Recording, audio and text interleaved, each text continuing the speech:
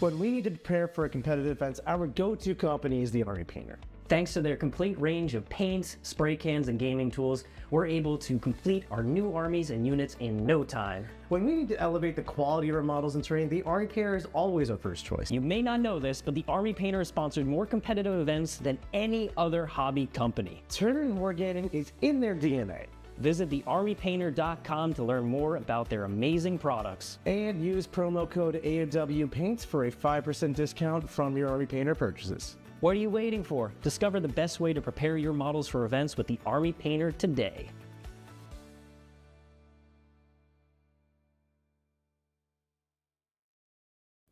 What's going on, everybody? Welcome back to another Art of War stream. We got a super exciting one here as Games Workshop has deemed it necessary to release their MFM, which is the Munitorum Field Manual, updating all the points of the game, and we are going to go through every single faction, looking at how they've changed, and whether it's significant or not, how lists are going to change, what the meta is going to kind of start looking like at the end of this, and we're going to go through all our thoughts on it. Absolutely. I'm always excited whenever we get these changes, whenever we get these updates, because you know what? It's a shakeup in the meta. Now the meta has been, I'd say, relatively stable for the past month or two. Certainly, much more than last year. Much more. So I would describe it as stable, but we're getting a little bit of a shakeup, and so I'm very excited to see what is in store here. The document just went live, and so we're ready to talk about it. These are going to be fresh, hot off the grill takes. Absolutely. And we'll see what we do. But before we dive into the actual changes, please do, if you're joining us, give us a like, subscribe to the channel, and tell your friends about us. All of that massively helps us grow the channel. In addition, please leave a comment below letting us know what you think of the MFM. We read all the comments, we love hearing your thoughts, and we want to know whether you're excited, whether you think there could have been other changes. You know, just go ahead and leave a post there. We will read it for sure. We absolutely will. I'll also say that now is one of the best times to sign up for the Worm. If you want to get more of our awesome Warhammer content beyond what's on this YouTube channel, well, first, subscribe to the YouTube channel. Second, check out the Worm. You can either become a member through YouTube Gold right here on this website, or you can go to our website, the link in the description below, theworm.vhx.tv. Not only does signing up to our website give you access to our Android and iOS apps so that you can watch our videos and download them, you know, watch them when you're not connected to the internet.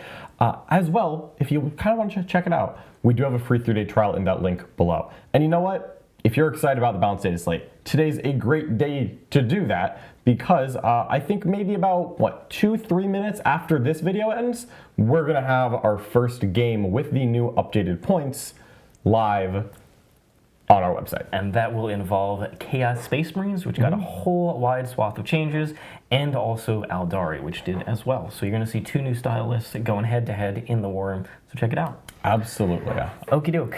Now, let's dive in here. First, we have an article and then the actual points changes. So, heading over to that little article. The only reason I want to cover this is usually it says a bunch of nonsense that really doesn't matter, it's fluff, but there's a couple important things to point out. So first of all is that they said that the updates for the MFM, they've kind of hinted at this before, but haven't really officialized it, but the MFM is updated every quarterly and balance update is every other quarter is what they want to do pretty much moving forward. They haven't stuck to that because the Art of 10th Edition had some issues. Now they've solved were working overtime. But now that should be the standard going forward. They highlighted Necrons as an issue, particularly Hypercrypt and Canoptic Court, so we'll see how that changes. And then AdMech, they said there's points changes, but the next balance update will have rules changes. So we have to keep that in mind when we look at them. Otherwise, I don't think anything else. Oh, and then Tau does not have their points in here for their codex.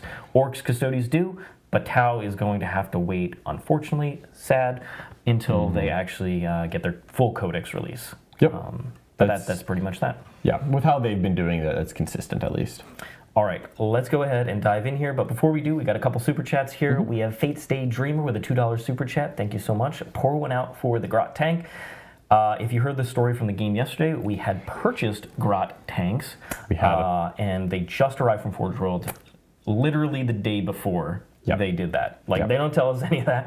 It's just like, boom, all of a sudden, the Grot tanks that we purchased are irrelevant.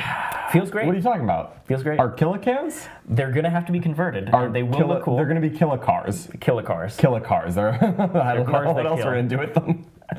So thank you, Games Workshop, for that. Thank you for that. That's so much notice we get. Then we got Aiden here with the 5 Australian super chat. Firstly, thanks for the content. Secondly, Lehman Rush time. The Lehman Rush? Lehman Rush. Well, I will say, look at the guard points. There's interesting changes all over. Okay, John. Let's go ahead, and we're just going to go through every single faction in order, make it nice and easy, starting with the Adepta Sororitas here. So luckily, Games Workshop has gone with this new style where they actually tell you what decreased and what increased, but they don't tell you the exact points. So you have to either have that in your brain or in the previous version. So I luckily know most of the points, so we can just roughly go through it. Arcoflagellants went up another 10 points for the 10-man, which... Okay, they started at what, like 130, then they went up to 140, 150, now they're at 160. That feels like it's probably right for a good damage dealer. It's got solid durability with the feel no pain, but it doesn't really punch up well into 2-up saves or quite durable units. Yeah, they're very durable themselves for what they are. You know, certainly they don't take melt-to-guns well, but you know, it's an infantry. They definitely felt like they needed to go up. One of the most common themes I've seen of competitive Sisters lists recently is 30 Arcoflagellants. And if you're taking 30 of a non-battle line unit, that is generally a good indicator that it might be a little too good. Or that the rest of the book is too bad. But in the case of Sisters, I think it was option A, not option B. Sisters had one of the highest win rates out there, and they had several tournament wins across different regions and different metas, which always shows you that the faction has quite a bit of play. Yeah, it wasn't just a single player. They had success all over. They received slight rules tweaks last time, very slight, especially on the Triumph, and then some points increases, but they still performed very well. And part of the issue with them was they just had a little bit too much stuff. They just had a couple extra units on the table. It wasn't outrageous damage. It wasn't outrageous defense. It was just, I have a couple too many units. And this is what I think this update is trying to fix, as well as some internal balance. So Sacrosancts go down a bit further here. I know you were originally a fan in the index. Or not a fan, but you tried them. I definitely tried them. You tried them. No, I was a fan in between list writing and turn 2, yeah, that's about where it stopped. So they get a bit cheaper here. I don't know if that makes you consider them a bit more. I think it makes you consider them in the same way that you currently consider Zephyrim, which is like, hey, this is extremely cheap unit with a 4-up invul. This isn't, Sacrosancts are not worth attaching a character to. They're not worth much as far as output goes, but at a certain point, it's 12 points for a wound with a 3-up armor 4-up invul, and that is worth something. That is apparently 12 points. And if you're a Sacrosanct fan, you can probably just throw them on the table and see how those points decreases help you out. Crusaders, they were egregiously one of the cheapest units in the game. We ranked them quite highly in the top trash tier list. Indeed we did. Trash being a good thing. It's a good thing. So they were 20 points, I believe? Or 25. It's 25. Yep. Because you can see that they kept the increment the same for 4 and 6 strongs. Yep. So the 2, which is the one that was egregious, nobody was running 6 model Crusaders, goes up by 10 points. I really like that 2 models is more expensive per model than 4 and 6, and I wish they would adopt this for more things. I think Nurglings and Ripper Swarms are all good candidates for that methodology. I believe they do it for the Imperial Henchmen coming up as well. They do as well. However, on the flip side, I think you make a great point there. I would also prefer the flip side is where sometimes 6-man units are just they get a little too much access to specific buffs or stratagems and become too powerful, whereas a 3-man has no issue. And I don't like increasing the 3-man when the 6-man's the problem. And I certainly think that we'll come across at least one 6-man unit in the future. I'm thinking of one in particular. I may abuse it myself. You wouldn't dare. Then we have the Demonifuge, which is a model that I know you like quite a bit. Goes down, what is it, 10? I think 10 or 15. It's a pretty decent chunk. And for 70 points for that lone operative package, ignoring the bundle of assassinate points, that is very, the profile for the points, that is very efficient. Death Cult Assassins, another cheap unit, goes up a bit 10. more here. Same logic as the... It was basically, if Crusaders go up and Death Cults stay the same, Death Cults just get swapped in. So they made them a little more expensive as well. Mortifiers and Penitent Engines go down, and I know you actually quite like the Penitent Engines as skirmishers. Those, that's very strong for Sisters. I think those were already very good data sheets. They're now better. Even just one model units floating around, it's relatively durable for what you get. It can kill or tie up skirmishing units. It's just a good profile. It's very potent for what it is. You know, a 55-point Penitent engine can move 14 inches, shoot, and charge. That is without spending command points. It feels like Dragoons in AdMech, where it's just the data sheet itself has access to good tools. Yeah, it really does. So I think that's great for Sisters. All right, and then the Triumph, it took a hit last time in only being able to use 2 Acts of Fates. Yep. Now it also goes up in points as well. I think 15. Yep. So it's still good. It's still an army-defining unit, and I think you will still absolutely see it. But those armies that weren't running the Triumph won't feel bad at all. Yep. And then finally we see the Blade of St. Eleanor went up, I believe, 10. 10, for that enhancement, which it was the best/only enhancement in Sisters, and so I certainly don't mind seeing it go up. But I also, frankly, I was starting to see it get cut anyways after the Triumph thing. But I think 25 points for what the enhancement is still perfectly reasonable. Yeah, if you want a better combat character, I'd pay 25. With how cheap the Palatine is to start off, like 75 points for a murder character, I'll pay that in pretty much all my armies. Yep. So overall, I think Sisters are slightly tuned down, but are basically still going to be a strong army towards the top of the meta. I can't see them declining from this. No, this does not feel like it's a massively impactful change to Sisters' competitive viability. They're going to be very slightly worse. We'll see how that shapes up to the context of the rest of the game, of course. But yeah, I would imagine that a current Sisters list could either replace one Arca Flagellant squad with something else, or it could cut like one 5-strong Zephyrim, and that would be it. Yeah. Like if you had like 2 Crusader squads and 3 Arca Flagellant squads and the Triumph, you went, which is like the maximum that you really could have in this. Hey, Nick runs 3 Crusader units. Okay, so Nick's list then with 30, 3 units of Crusaders and the Triumph, that's 75 points. Yep, about there. I mean, that's... And then plus Blade Ascent. He doesn't have the Blade anymore. Oh, really? I think he cut it. Really? Okay. So 75 points. I mean, that's cutting like a Seraphim squad. So, I mean, If his list was 1995, it's literally cut 5 Seraphim, move on. That is going to be such a small potatoes type of deal. So Sisters players, don't freak out. You're still going to be very strong. They're going to do just fine. Okay.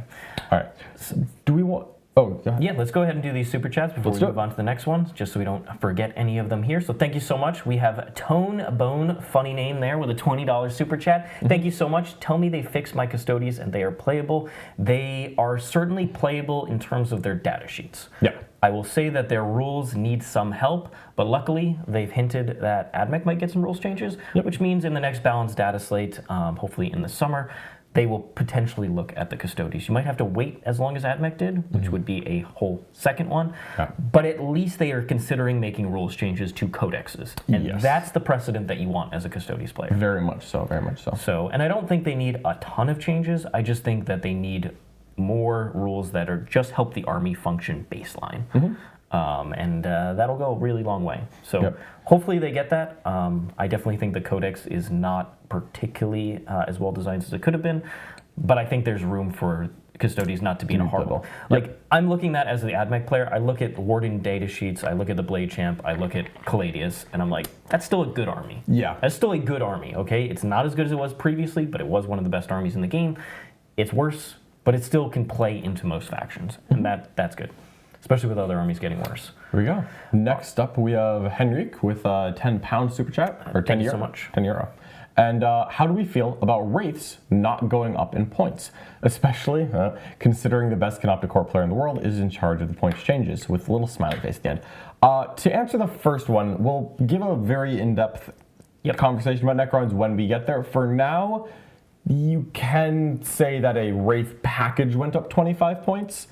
I personally think that the way that they did that is a little bit weird to me. And I also think 25 points was the wrong number. But you know what? I'm on the strong receiving end of that. And so maybe my biases show through a little bit. I will get into my opinions on that when we get there, but I will also say that Josh has not had the pleasure of playing me, and I am totally confident that I would be able to go toe-to-toe with him with my Canoptic Corps. So, best Canoptic Corps player in the world, get out of here. Silent King over Plasmancers every single day. Always get the Silent King in there. All right. Hopefully Josh takes that in stride. Okay. Matthew McGarry, thank you so much for the $10 super chat. My AdMech list got nerf seeks. What do I do? We haven't gotten there, but my list also went up 10 points. And not what I expected out of this round status. My turn list went up 10. Went up 10. Exactly 10. Yay. 10 is the worst number. Like, I don't even know what to do. We will definitely go over those guys pretty soon because they are in A. Yep. Okay. So Sisters still in a good spot in my opinion. Okay, Custodes here.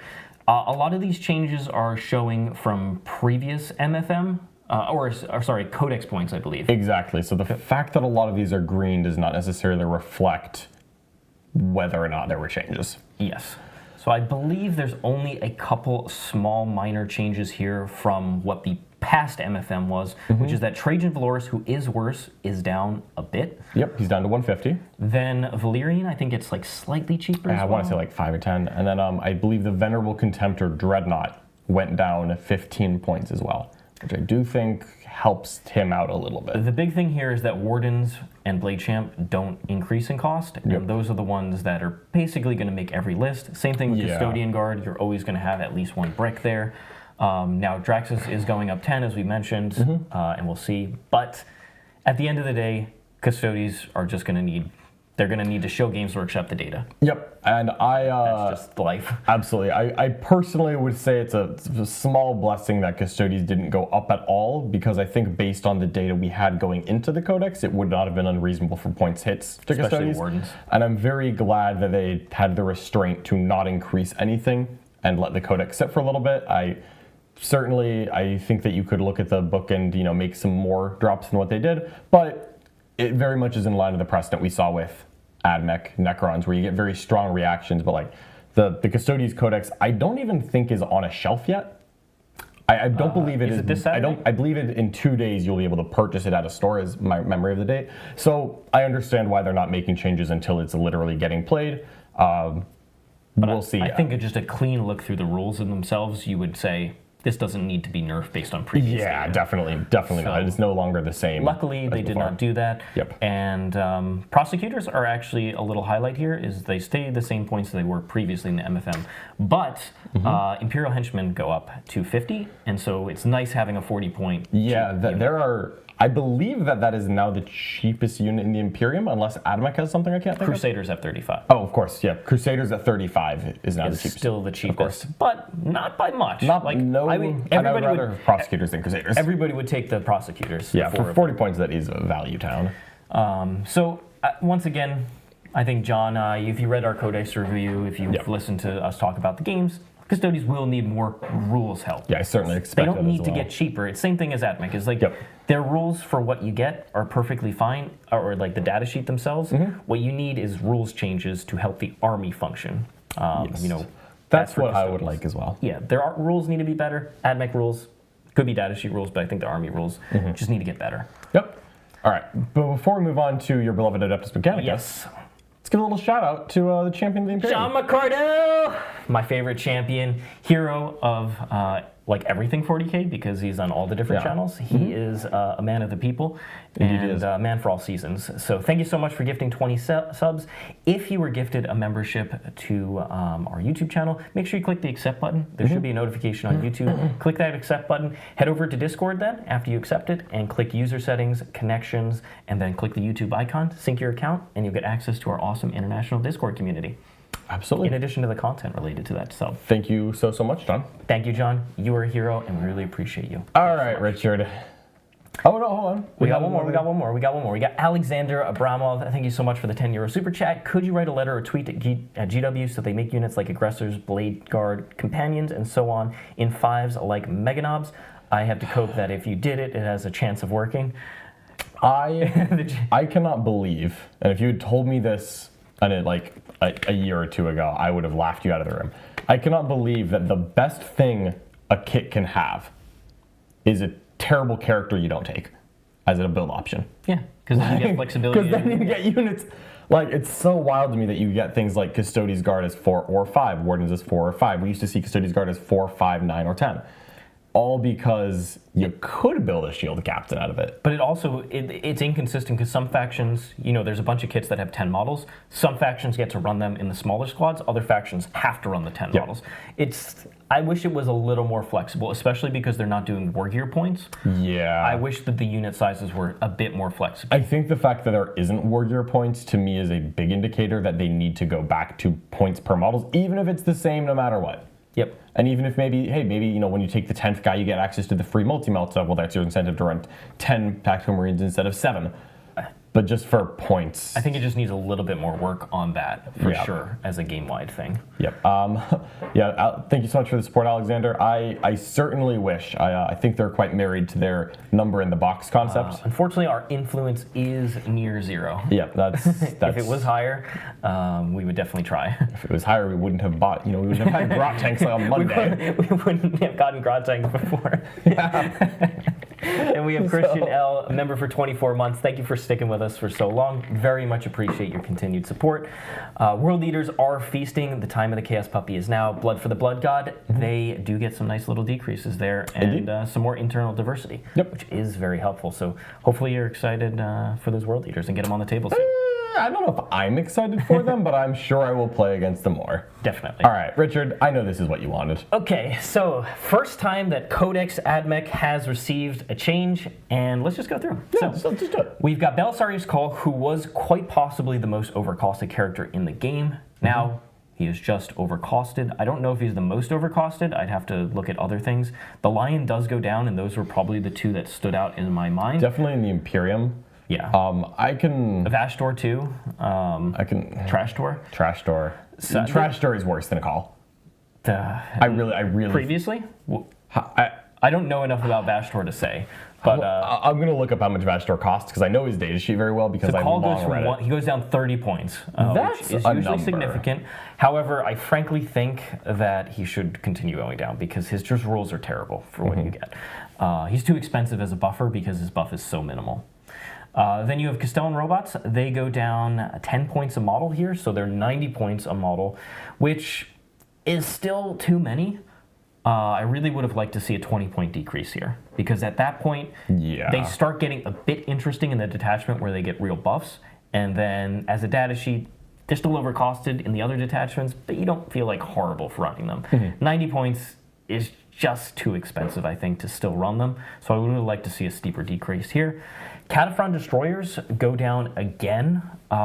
They were at I want to say like 115. So they go down 10 for 3, 20 for 6, which is getting closer and closer. Their big issue is that cost, but I also don't love the plasma at that cost.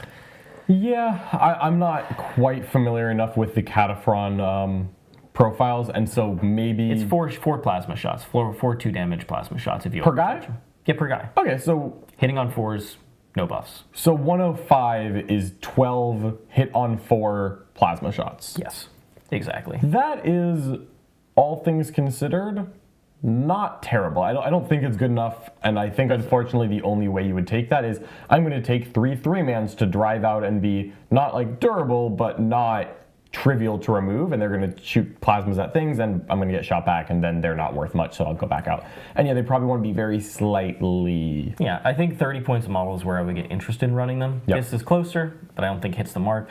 Onager goes down 10 points.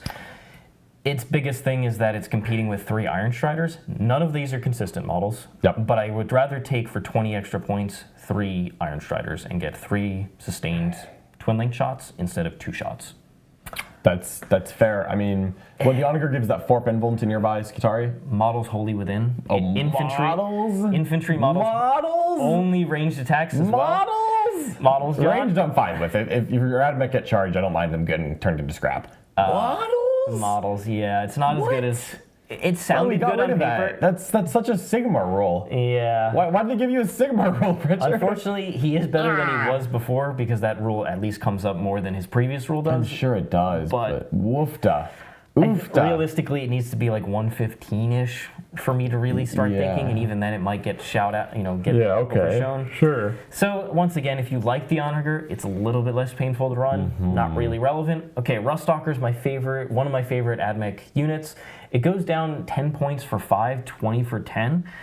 And what you get here is a model. You get like something that's pretty reasonable for its cost.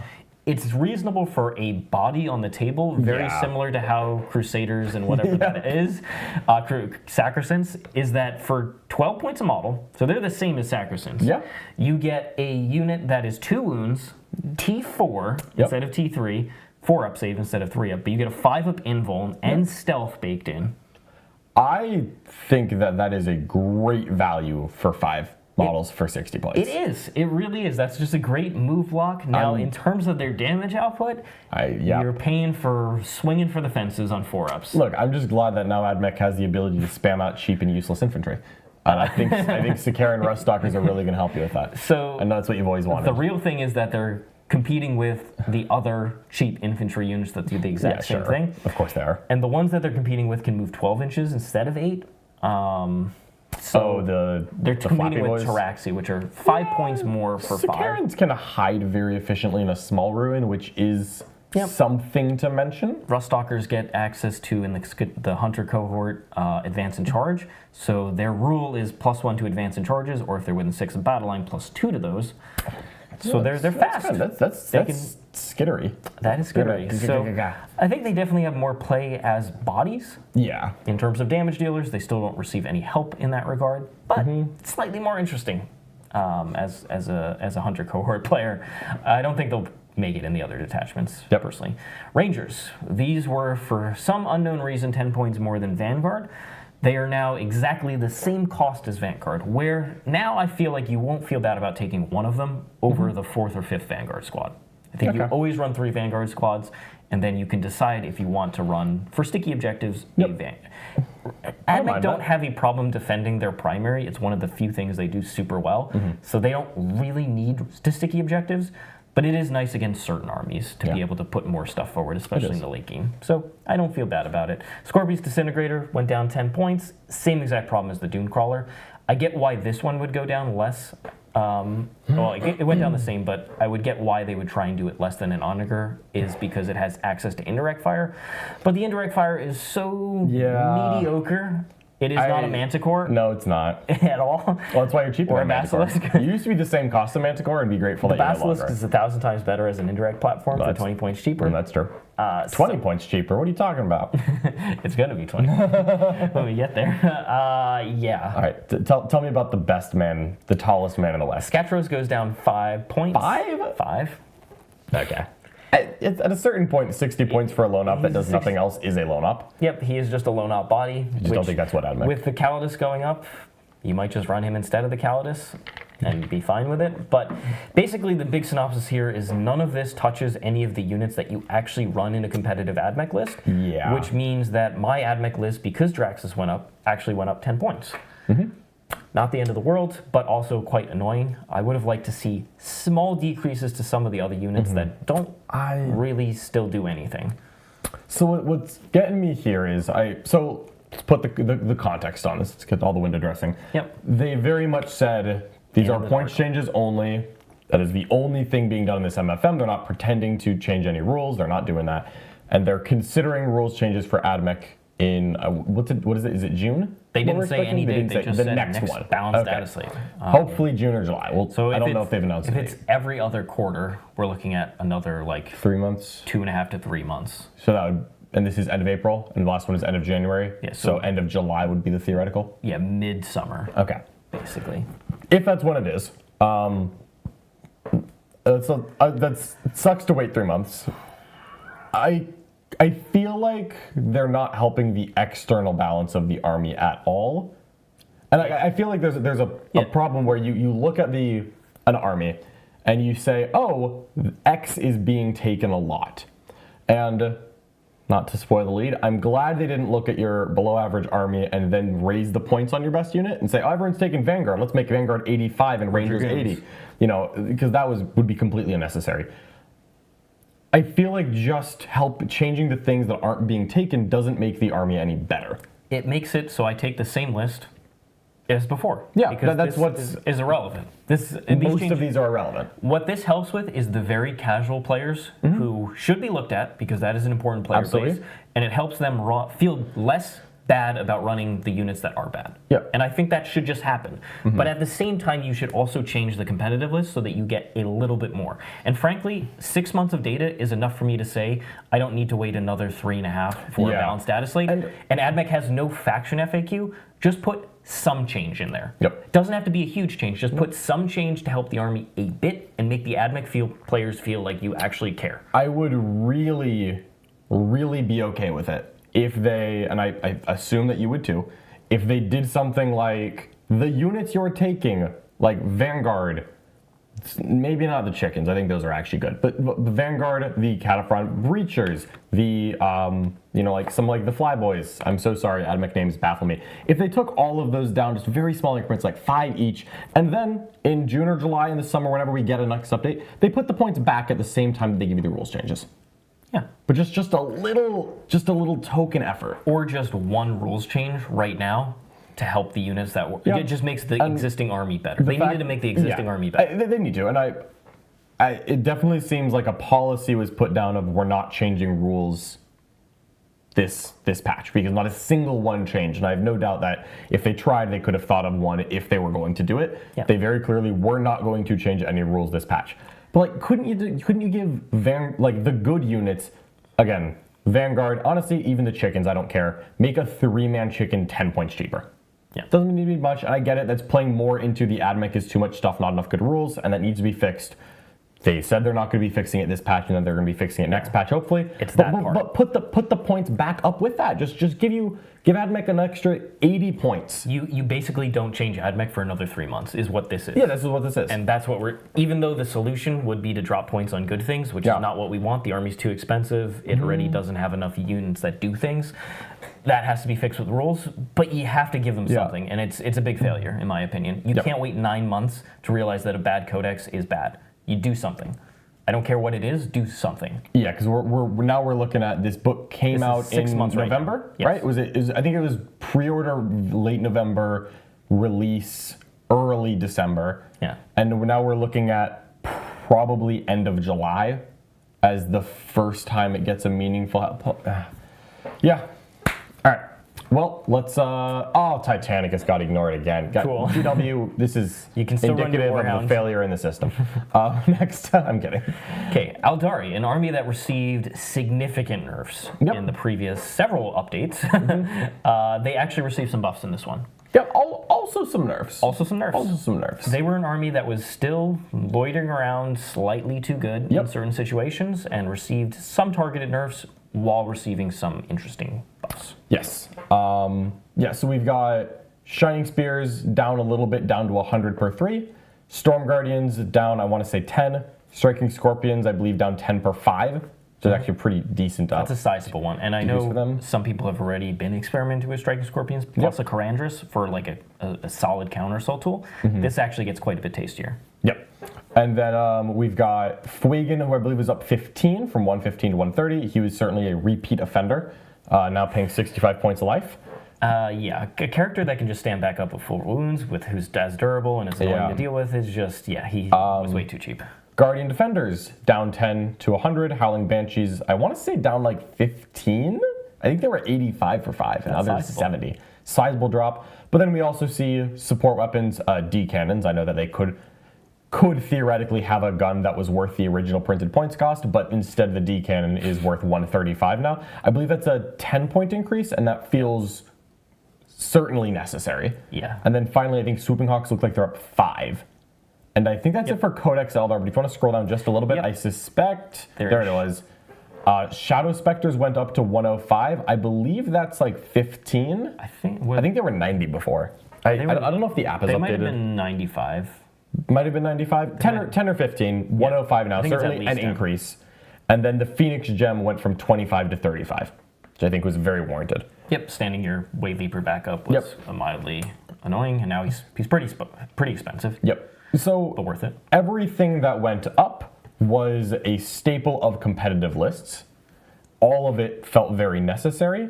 Still, a good Eldar list that maybe had 15 points for Fuegan. If you were taking 3D cannons, that wasn't the only way, but if you were, you'd be at 45. If you had 3 Hawk squads, you'd be at 60.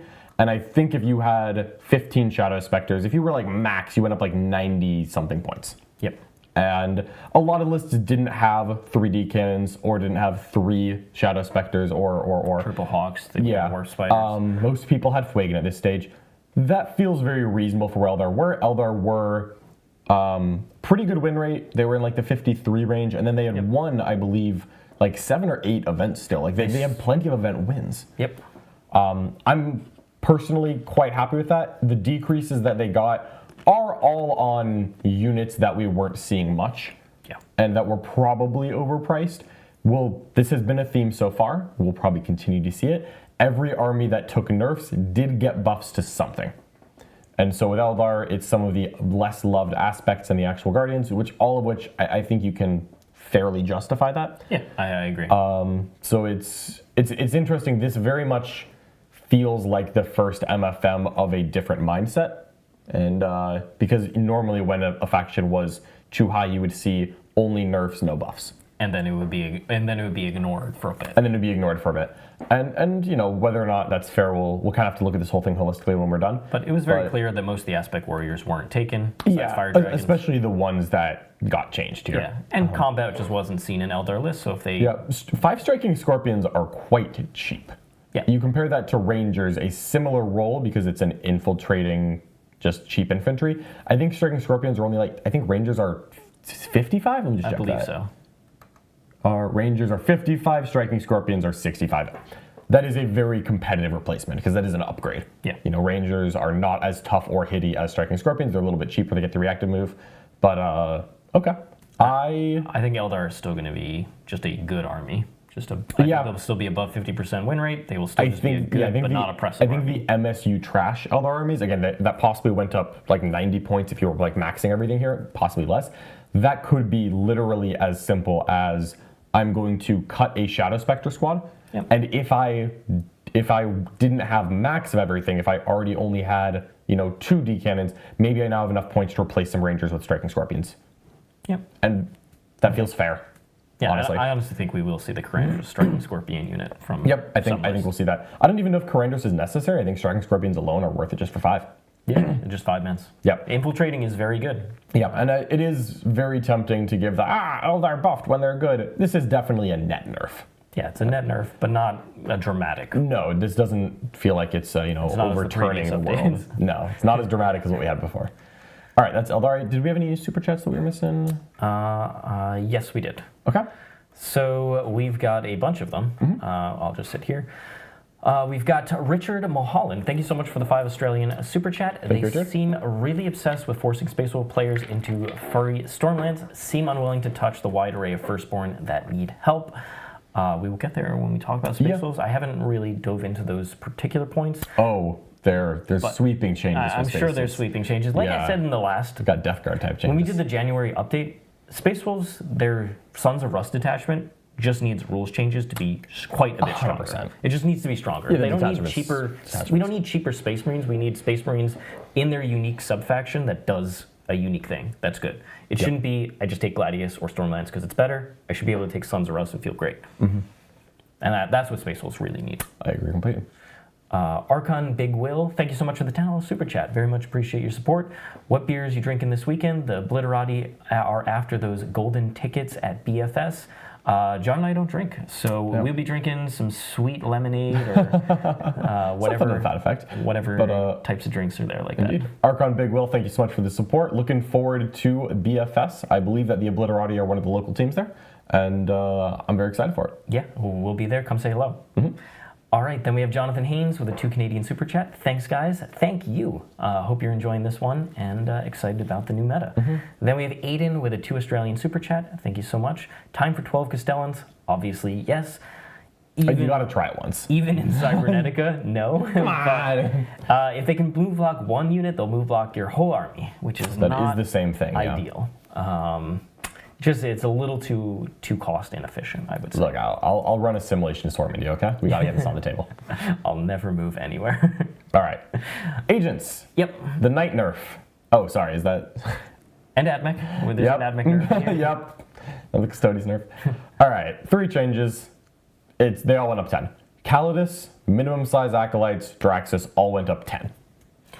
Which doesn't feel unreasonable. It just means that the armies that were taking them, which were usually the armies towards the bottom of Imperium, do just take some amount of nerfs. I really don't like the henchman change. I really dislike that one, honestly. Because you look at the Calidus Assassin, honestly, she probably was too good. Up 10 does not really change whether or not you take her, but it is a small tax. Fair enough. Draxus, quite good. Her going up, fair enough. Henchmen, let me run you through who did and didn't take henchmen. The Imperium armies that had no need for henchmen were Sisters, AdMech. Guard, and yes, AdMech. The armies that did need henchmen were like Grey Knights and Custodes. And and Custodes didn't even need it because of they have access to Sister Sound, so I honestly, Knights. And it's just like, Knights don't have an option to make up those points. And like, the best Imperium armies didn't need henchmen. And the more limited Imperium armies did. And I get the Calidus, I get Draxus. Like, Imperial Knights?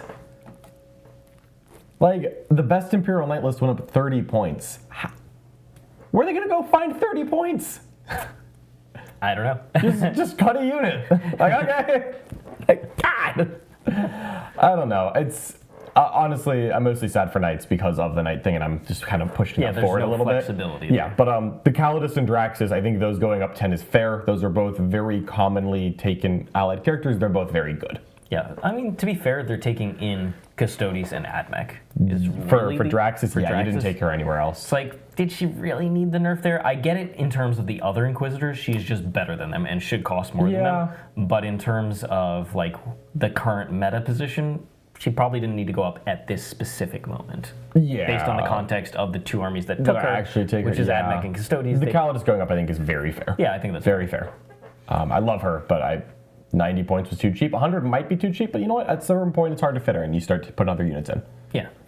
We got a super chat here from Remulian. Thank you so much. My suggestion for AdMech change: Doctrina's work in No Man's Land. Protector improves BS by 1. Conqueror improves weapon skill by 1. That would definitely be enough to help.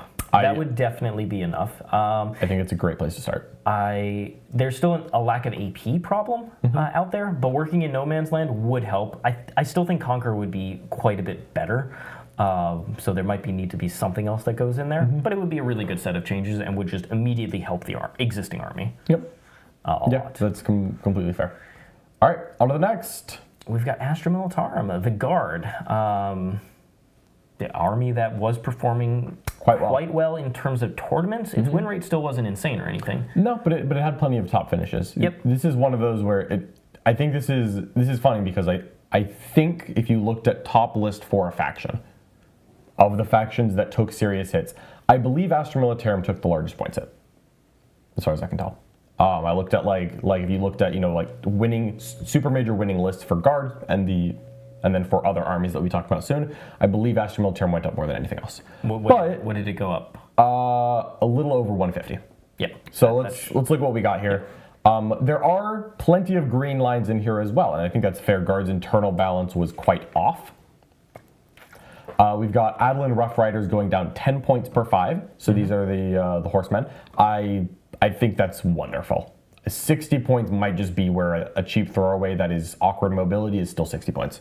And I might just be willing to do that. Move block. Yep, I think that's the point where I might actually paint some of the Rough Riders I've got. Nice, they look awesome. I love the models. Basilisk up 15. That's fair. Indirect 2 strong, news at 11. Bulgrin up 10 points per increment of 3, so 20 for 6. That means if you ran the full 18, that's 60 points. A little painful, but not unfair. Bulgrin were being taken because their profile was too cheap for what it was, for its defense. Yeah. Going up was reasonable. Obviously, I'm sad because I just finished building my 18 Bulgrin, but I can't claim that it's unwarranted. Yeah. I'm not going to pretend it was. Hellhound down, I believe, 10 to 115. Quite good. I think the Hellhound is right on the line of being taken in competitive lists anyway. I think minus 10 is great. It's a Chimera with a 2-up save, which I think actually quite annoying to deal with. Quite annoying to deal with, and it has great anti-infantry, great overwatch, and some really good buffs to the army. I think the Hellhound is excellent. I'm glad that I already have 2. And I really think 10 points is awesome for it. Hydra down 10, I think that's a nothing burger. I reread the Hydra every month as like this is at some point this is just a Chimera with some extra guns. And then I'm like, I don't know, I might actually rather have the 2 heavy flamers of my Chimera than the autocannons of the Hydra. the Hydra is fine. Cheaper is better. I don't think it's necessary. But if we ever get into a flying meta, I'll reconsider it again. Yeah. Khazarkan up 20. That's a lot, and that's where a lot of those points went. Like, but if you were running, as I personally was, 18 Bulgrin, 30 Khazarkan, that's 120 points right there, and we haven't even touched the artillery nerfs yet. Yeah. Because I think that put my list up 150 on the dot. I think that Khazarkan going up is probably fair. I think it's potentially a bit of a misdiagnosis, but given the context of it, this is only points, no rules, I can see it. Yeah, I think the problem is with the reinforcement strat. Yep. I think it is just too strong. Yeah, and the funny thing is I was actually on the verge of cutting my Khazarkan anyway, because I actually hadn't found them worth 100. But I know a lot of people, and I think the train format might play some effect in this as well. Yeah. A lot of people had very good competitive success with Khazarkan. We saw them winning events and top tabling more events quite often. Up 20 in addition to some changes we're about to discuss, I believe makes Khazarkan just gone. I don't think it's you go from taking 30 to 20. I think it's you go from 30 to taking 0. And then there's a replacement in There's a replacement. Yeah. And I don't think it's as good, but I think when the points all get factored in, it is. Then we've got all the tanks. So of the 6 Leman Russ, of the 7, of the 7 Leman Russ varieties that aren't a tank commander, 6 of them went down. I think they got it right, because the Demolisher was the best one, and the Demolisher was the one that I occasionally put in my list anyways, regardless of it not being a tank commander. That one stayed the same. I think the Demolisher is still worth 200. It didn't need to go down. If it went down, I would just take like 3. Yep. But Battle Tank, Eradicator, Executioner, Exterminator, Punisher, Vanquisher all went down 10. And in my opinion, this gives us several very interesting decision points. The Battle Tank was actually not bad. It's not very flashy, but we did see that David Gaylord had one in his list when he won his most recent event, and did good work for him. He kept it in for more events. The Exterminator, there's too many E's. The Exterminator is my personal favorite, my little pet project that I've been like wanting to run. Is that the plasma? No, that's the autocannon one. No, it's not the one that I've painted, Richard. It never is. I have only Executioner turrets and Demolisher turrets, but we're about to paint some autocannons. The Exterminator is the one that is innately twin linked, so it gets those innate rerolls, and whatever it shoots at, it gives +1 AP to the army too. Yeah, which I think is quite solid. That's very good. That's very good. I think the Exterminator at 1 so your combo. Stacks. I think the Exterminator is very solid. And finally, the Vanquisher, the worst Leman Russ bar none. At a certain point, you have to ask yourself, what if I pretend that the Vanquisher turret is actually just a cool las cannon? Would I run a 145 point Russ with 2 las cannons instead of a turret? Just a relatively 145. Like, I think I would. I mean, again, we're ignoring the fact that the Vanquisher is a slightly better las cannon. It's a much better las cannon, but it's 1 shot, which means it'll never do anything. 145, your T11, a 2-up save, 2 multi-multas, a hunter killer missile, a heavy stubber, a las cannon, and then a funky big las cannon that's twin linked against monsters and vehicles. And sure, maybe that's not the las cannon that hits, but you know what? If you take 3 of those, sometimes it will. And 145 is just not very expensive for that defensive profile. And if that dies at 145, I'm not that shook up. It feels cheap for the profile. That feels just the defensive, and again, they made the Vanquisher turret laughably bad. But I know about laughably bad guns. But it is 145. And you know what? Honestly, I'm inclined to take 3 and just say, sure, 1 Vanquisher never hits, but between 3 Vanquishers, 1 of them is going to hit. And at that point, that is the old AdMech solution. No, the Vanquisher gun, I mean, it's I keep joking about it being bad because it's got 1-shot weapon syndrome. It is a very good profile to have 1-shot with. Yeah. I just personally get burned by 1. You just have to get the hit. You just have to hit. But like, I mean, you want to, it's strength 16, AP 4, D6 plus 6 damage. D6 plus 6. 1 shot plus 6 skill 4. Be scary. And its rule is it can reroll the wound roll for its Vanquisher cannon when it targets a vehicle or monster. Yeah, I mean, I wish it was it's awesome. If you hit, it's awesome. And so honestly, I actually think I would take 3 Vanquishers and just jam them. If you go kill them, then they die. Okay, next. Yep. Like, Okay, so this is the Lehman Rush. I genuinely think the Lehman Rush could have something. But there are some more nerfs. The Manticore is up 10 from 180 to 190, which completes the 150 point change that we saw. Strength 18 in the chat, excuse me. And I think the Manticore going up was fair. The Manticore, really I want the Manticore to be worse and cheaper, because like I just don't want to pay 190 for a variable shot count indirect piece. But also, you can't pay too little for that for a damage 3 indirect gun. Yep. You just can't make that too cheap. So I get it. It's because you can stack so many buffs on it. You really can, and when you do, you either resolve the buff stacking or the profile, and they just have decided the profile is going to keep getting more expensive. Keep getting more expensive. And you know what, fair enough. The Manticore is still very good. I do not expect I would cut to 0 Manticores, but maybe a Lehman Rush just does. Maybe you just say, screw it, no indirect, I'm pushing into the line of sight of you. If you want to fight back, you're in line of sight of me.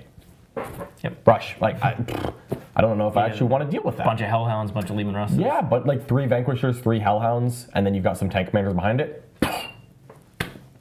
Doesn't actually sound very fun to play against. No, I don't know if I like that. Next up, we have the Militarum Tempestus Command Squad down 10, and while we're at it, we might as well just say Tempestus Scions are down 10 per 5. So a 15-man Scion squad, that's 10 Scions and a command squad, is down 30. Which is that is down a lot. And I don't know if you actually need to take the command and the Scions, but bluntly, 10 Scions for 100, just deep strike in. Your rule is I reroll hits against objective markers or roll 1s innately, and they're all ballistic skill 3, so if you happen to drop them in and get an order, you're just hitting on 2s rolling 1s into anything. Mm-hmm. And if you happen to just deep strike and shoot something on an objective, maybe you take a different order and just reroll your hits. That feels very reasonable for what Scions are. I don't think a current 100-point Scion squad is as good as a 100-point Khazgrin was, but 100 points of Scions might be better than 120 of Khazgrin. Possibly, yeah. 20 points is a difference, especially when in multiples. And you know what, honestly, maybe, depending on how points work out, maybe you do redo it. You do say, I'm going to take 10 Scions and 10 Khazgrin, and I'm going to... You have 2 flex options. Yep. And there we go. Finally, the Medusa carriage for Forge World did go up in points. I believe it was 115, it's now 125. I think that's fair only because if you didn't change the Medusa and it did change the Manticore, you would probably switch to Medusas. The Medusa is a lot cheaper. It is noticeably worse than a Manticore. I think it's fair that it went up still, even though it wasn't getting a ton of play. I bluntly don't mind this because I have several new on bag Medusa carriage batteries from Forge World that I still don't want to build after I built the first one. I built one, I was like, man, I really don't want to do this 2 more times. So GW, thank you for making sure I don't have to do that. It's funny to me that the preference has been to just keep increasing specific indirect platforms rather than just addressing indirect and then pricing the bodies accordingly. Yeah. I just think that the problem is that especially the indirect that we're seeing, the Aeldari, the D-cannons, the guard ones, it's the buffs that they're receiving. Yep. If you just had a really strong indirect nerf rule, that would have probably been enough to stop from every update having increased indirect. Yeah, because we're now at like 3 balanced data slates in a row. Guard indirect goes up slightly. Yep. And you know what? Fair enough. Eldar indirect goes up. I don't want guard indirect to be an oppressive, game-shattering thing.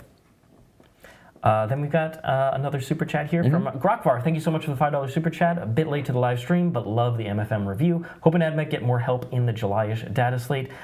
They have said they will. Yep. And if they don't, I fully believe they will. I will buy a ticket to London. I will fly over there, John, and I will unleash the power of the Adeptus Mechanicus on these fools. You may be disappointed in how effective that is, but yeah, that's fair. I will go with my AdMech banner and my robe and get this man a toaster. Exactly. I'm glad that they put the line in there that they're currently playtesting other options. I feel good about that. That helps solve the wound for me. Yeah, it still is annoying, but I can understand why. Hope. Hope is the road to disappointment, though. Index, Black Templars. This is an army that escaped quite a few nerfs the previous round. Yes. Even though it was the best Space Marine chapter. Yes. And then it continued to be the best Space Marine chapter in terms of win rate, both in the Gladius version and the Ironstorm version. Yep. Part of it is the fact that all the Black Templars vehicles get a free extra multi-melta for no reason. Yep. Well, no, it for a costs reason. 5 points. Yeah. It costs 5 points, points. Richard. That wasn't free. So minimal upgrade, but you get all this. And so both those variants existed. Both of them got a slight nerf. Very slight. Yep. So 1, 2, 3, 4, the Impulsor Gladiator packages that could take a multi-melt instead of a stubber all cost an additional 5 points. So if you compare a Black Templar Impulsor to an Impulsor, now it is essentially pay 10 points to replace your heavy stubber with a multi-melta. 10 points, I think, is fair.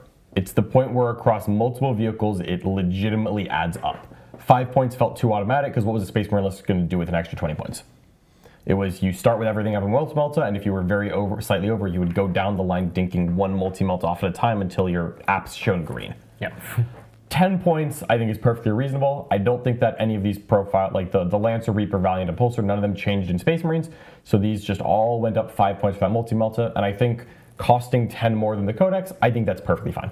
I think 10-point multi-melta is worth paying for, but it's no longer just like there's no consequence. Like if you have like 5 tanks in a list, that is 50 points. That is definitely something. That is a resource. Yep. So I think that's a good, normal, healthy change. Now, the Sword Brethren go up, I believe, 10 for 5. That's correct. And that's pretty much, you really didn't see 10-mans too often. You would occasionally see it in Righteous Crusaders. You'd see 1 10-man, but otherwise, yeah, you saw 5-mans. And then the Crusader squads go up slightly as well. Yeah, 10 points for the minimum squad, because Crusaders are the regular, non-Primaris, old school guys. They were just very cheap for 5 dudes. They remember that they used to be 65 and you jumped out with 4 Melta shots, but it really is, it's 5 strong with 4 Melta shots. And again, I am genuinely happy that they did not increase the cost of the whole package, just to the 5-man increment, and I think that is the right call here. I like that they're doing that as a new direction. I believe that is very justified, and this is one of the places where it was worth doing. Overall, Black Templars take like you said, it's a slight nerf overall, but at the same time, I still think both those archetypes, whether the Sword Brethren variant or the vehicle heavy one in Ironstorm, both are going to be strong. Yeah, and when you look at it as like, what did a Black Templar list gain? If you were maybe a Black Templar Gladius, you got 30 points of Primary Sword Brethren increased, and then your vehicles, you gained 5 points per. Most Gladius lists weren't running Crusaders, those were instead being run in Ironstorm, and if you were running Ironstorm, you probably had if you had Black Templars with several Crusader squads, you probably gained 40 points of Crusader squads and then about 20 to 25 points of vehicles. And so, honestly, you cut a scout squad as effective. Yeah, if you were doing the Sword Brethren version, you probably gained 40-ish points, 45 maybe, and if you were doing the shooty version, you were probably gained 60 to 65 points. Nothing crazy. I certainly think you could just redo your list a little bit and life will go on. Yep. You're a little bit worse, but the same amount about the Sisters. Yep, I think this is in the same case as Sisters, where strong archetype, still strong. Yep. Not oppressively strong in some certain situations against other good armies, but certainly not bad. Yeah. Adobo with the super chat. Thank you so much. We really appreciate you. I wish Vanilla Marine balance wasn't tied to Divergent Marine units and rules. I also wish that. Yeah. It is the way that everything works right now is quite unfortunate, where unless you have, I think Ultramarines is the only Codex chapter that's even remotely real, because they have good enough epic heroes to theoretically compare. Now you could say, oh, well, Sword Brethren and all access to multi-meltas and Crusader squads and Helbrecht is better, and that's an argument, but it's not just factual, the way that Corsaro Khan is just not the same as all of this book. Or Shrike. Yeah, we're just no. Tor Garradon. I hope you also get Lysander. I don't know what the perfect solution is, because the obvious one is go in and buff the named character for every chapter to the moon. Make Khan, Shrike, Tor Garradon, make all of those guys awesome. And then there's a reason to take them, but I don't want that to be the thing, where you just have to take a chapter character in order to be competitive. So I don't know. I don't know what the perfect answer is. It could be, John, that when you take Corsaro Khan, he gives you a discount on land speeders, bikes, etc. Something like that. You mean all the Legends units? Well, like the I know, storm speeders and outright. Whatever exists. I know, I know. I'm just, Same thing for Strike. Your jump pack teasing. units get like a 10-point discount. Yeah, that'd be interesting. 10 point. Or a 5-point, some sort of discount. That would make me look at Strike, I ain't gonna lie to you. Yeah, maybe, genuinely. But right now, basically taking Dark Angels and stapling it on, or Black Templars, Blood Angels, is just better. Yeah, we'll see. So, like, this Space Marine vanilla win rate is irrelevant because it is... Yeah. It's not... If you're playing competitively, you just take the better ones. If you're not, you're just having a great time with your sub-faction, but you're not... That is the problem. Unfortunately, anyone who is currently playing Salamanders or Imperial Fists or White Scars has consciously decided... Yeah. Consciously decided... I care more about my chapter, and this is a perfectly fine thing to decide. Yeah, you should play your chapter. More about my chapter than playing mildly optimized yellow Black Templars. Yep. And I get it. No problem. If you painted your army Imperial Fists, I do not at all begrudge you for wanting to play them as Imperial Fists. But competitively, there is no doubt that access to this page is better than taking Torgaradon. Yep. No doubt at all. 100%. And so if you are someone who is competitively optimizing your list over the aesthetics, you no longer contribute to the vanilla win rate. And so I think vanilla win rates are a little bit fake because it is a little bit composed of people who aren't necessarily looking for the perfect optimal solution. Yeah. So I don't know what the correct solution, like you said, is to help fix this issue, but there certainly has to be something. Whether it's like picking flavorful rules for the characters or discounts for things that they really should run in that flavorful archetype. Absolutely. All right, well, we got a couple more super chats here. We got Donald here with a £5 super chat. Make it so you take a diversion chapter unit, you have to play their detachment, easier to balance. They could be ultra restrictive in that way. They really could. I would feel bad about that too, because then it's like, because then you just flip it, right? And now it's, oh wow, Black Templars have access to 1 detachment and Ultramarines have access to 7. And I want parity. I don't want it to go from this to this. I mean, as an Ultramarine White Scar player, obviously I would prefer this to this, but I don't want to punish other chapters. I think if they went with that version, they should have just done it from the start. And that was probably correct. You should have just had Dark Angels players get Dark Angel detachments, and they play they get their own points for those units based on those detachments. That should be what it is. We need some Dark Angel changes if we're going to do that. But yeah. Or you buff their something like that, where it's a cohesive thing. Yep. When your points are shared with all these different sub-factions, that's really hard. It's so impossible to balance. It's so hard to balance. Yep. They run and themselves. We'll definitely see that with some other data sheets when we get there. Okay, Blood Angels. They got a sizable, or not sizable, but like a noticeable, quite significant buff in the Sons of Sanguinius rule. And since then, they have performed well in Sons of Sanguinius and in Gladius, and so well that they got some nerfs here, but then buffs to units that really aren't seen too often. So Death Company, specifically Death Company with jump packs, I'm surprised that the regular Death Company Marines went up. I don't know who is running the basic. Yeah, the foot Death Company Marines, I was seeing 10 mans taken. But also, I was seeing 1 10-man because its fight on death potential is bananas. Gotcha. Okay, so I wasn't seeing that one, but I guess it went up a little bit here. Jump packs, they were basically in most of the list. Yeah, you usually have the 10-man with Lamartes and then maybe some 5-mans floating around. Yep. Very good unit for what you get. I mean, full real stand is just fantastic. Yep. And then the Sanguinary Priest is something that we were seeing increasingly, and especially the one with Jump Pack. Vanguard. Yeah. Giving Vanguard 5 of Funo Pain, 2 wounds, 4 Binvuln, it's actually pretty darn annoying to chew through. It's quite tanky, yeah. So I'm not surprised to see it go up here. And it decreases the Sanguinary Guard to the Death Company Dreadnought and Intercessors and Mephiston. Mephiston keeps going down. He's just gone down every single update, and I think at 100 points, he's quite At 100 points, he is just a better Justiciar at this point. I think he's just very good. Yeah, at 100 points, again, you have to find a unit to take him in, which is always a little awkward. It is awkward. Because of how transports work for Marine sizes, because he really wants to be in Blade Guard, if we're being honest. Yep. It's a little bit weird, but in general, none of these feel unfair. Death Company with jump packs and Lamartes were very popular. I believe that package was 370 for that 11 strong package, and now is 400. 30-point increase is a lot, but I don't think it's unfair. Yeah. What is funny to me is that they increased the Sanguinary Priest on foot, a model I have never seen taken, even though its rules are good because you just take a jump pack version. Yeah. But I guess it makes... That one they probably could have ignored for now. I think so. I'm glad to see Sengard. Everything that went down, I think, was worthy of it. I think Blood Angels were pretty dang good before. I think they are still pretty good. It's a bit of a nerf, but like realistically, a lot of Blood Angel lists that I saw had like the Death Company package that went up 30 points total, and then like 2 Sanguinary Priests that's plus 50, and you'll actually notice that a very small points drop in some other data sheets that Blood Angels took. So I think a good Blood Angels list went up, depending on what order, in their neighborhood of 50, and that's annoying. But that's not the end of the world. No, it's not the Cut that henchman squad you had in the back. Exactly. John knows that Mephiston can't go. He was saying that there's so few options for Mephiston to join. Yep. He would love to go into that unit. Yeah, because Blade Guard's what I would like to join him to. Basically, he goes into like Assault Intercessors. Yep. And you have volume of attacks, and it's a little annoying package. But yeah, it's cool. He has limited access to good units. If he did, he would be in every list already. I think, yeah. If he had Blade Guard or... That's why you take a Judiciary. Yeah.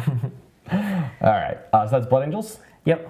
And Index Chaos Demons. This one, all right, roll up your sleeves, everyone. We're going deep. They got a lot of changes in the last update, and that was fair. Literally zero.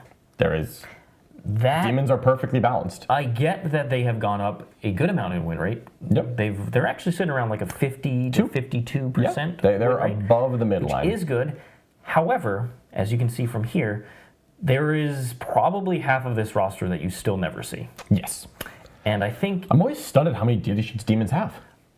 Just frankly, like a small, another 5-10 point increases to just get those things closer to competitive and help the casual players who want to play them. Decreases, ideally. Decreases, yeah. Yeah, sorry. Would have just been 5 point increases. Decreases. Yeah. Half of these I don't know what they do because I've never seen them. So I think we'll talk a little bit more about the whole patch at the end. Yeah.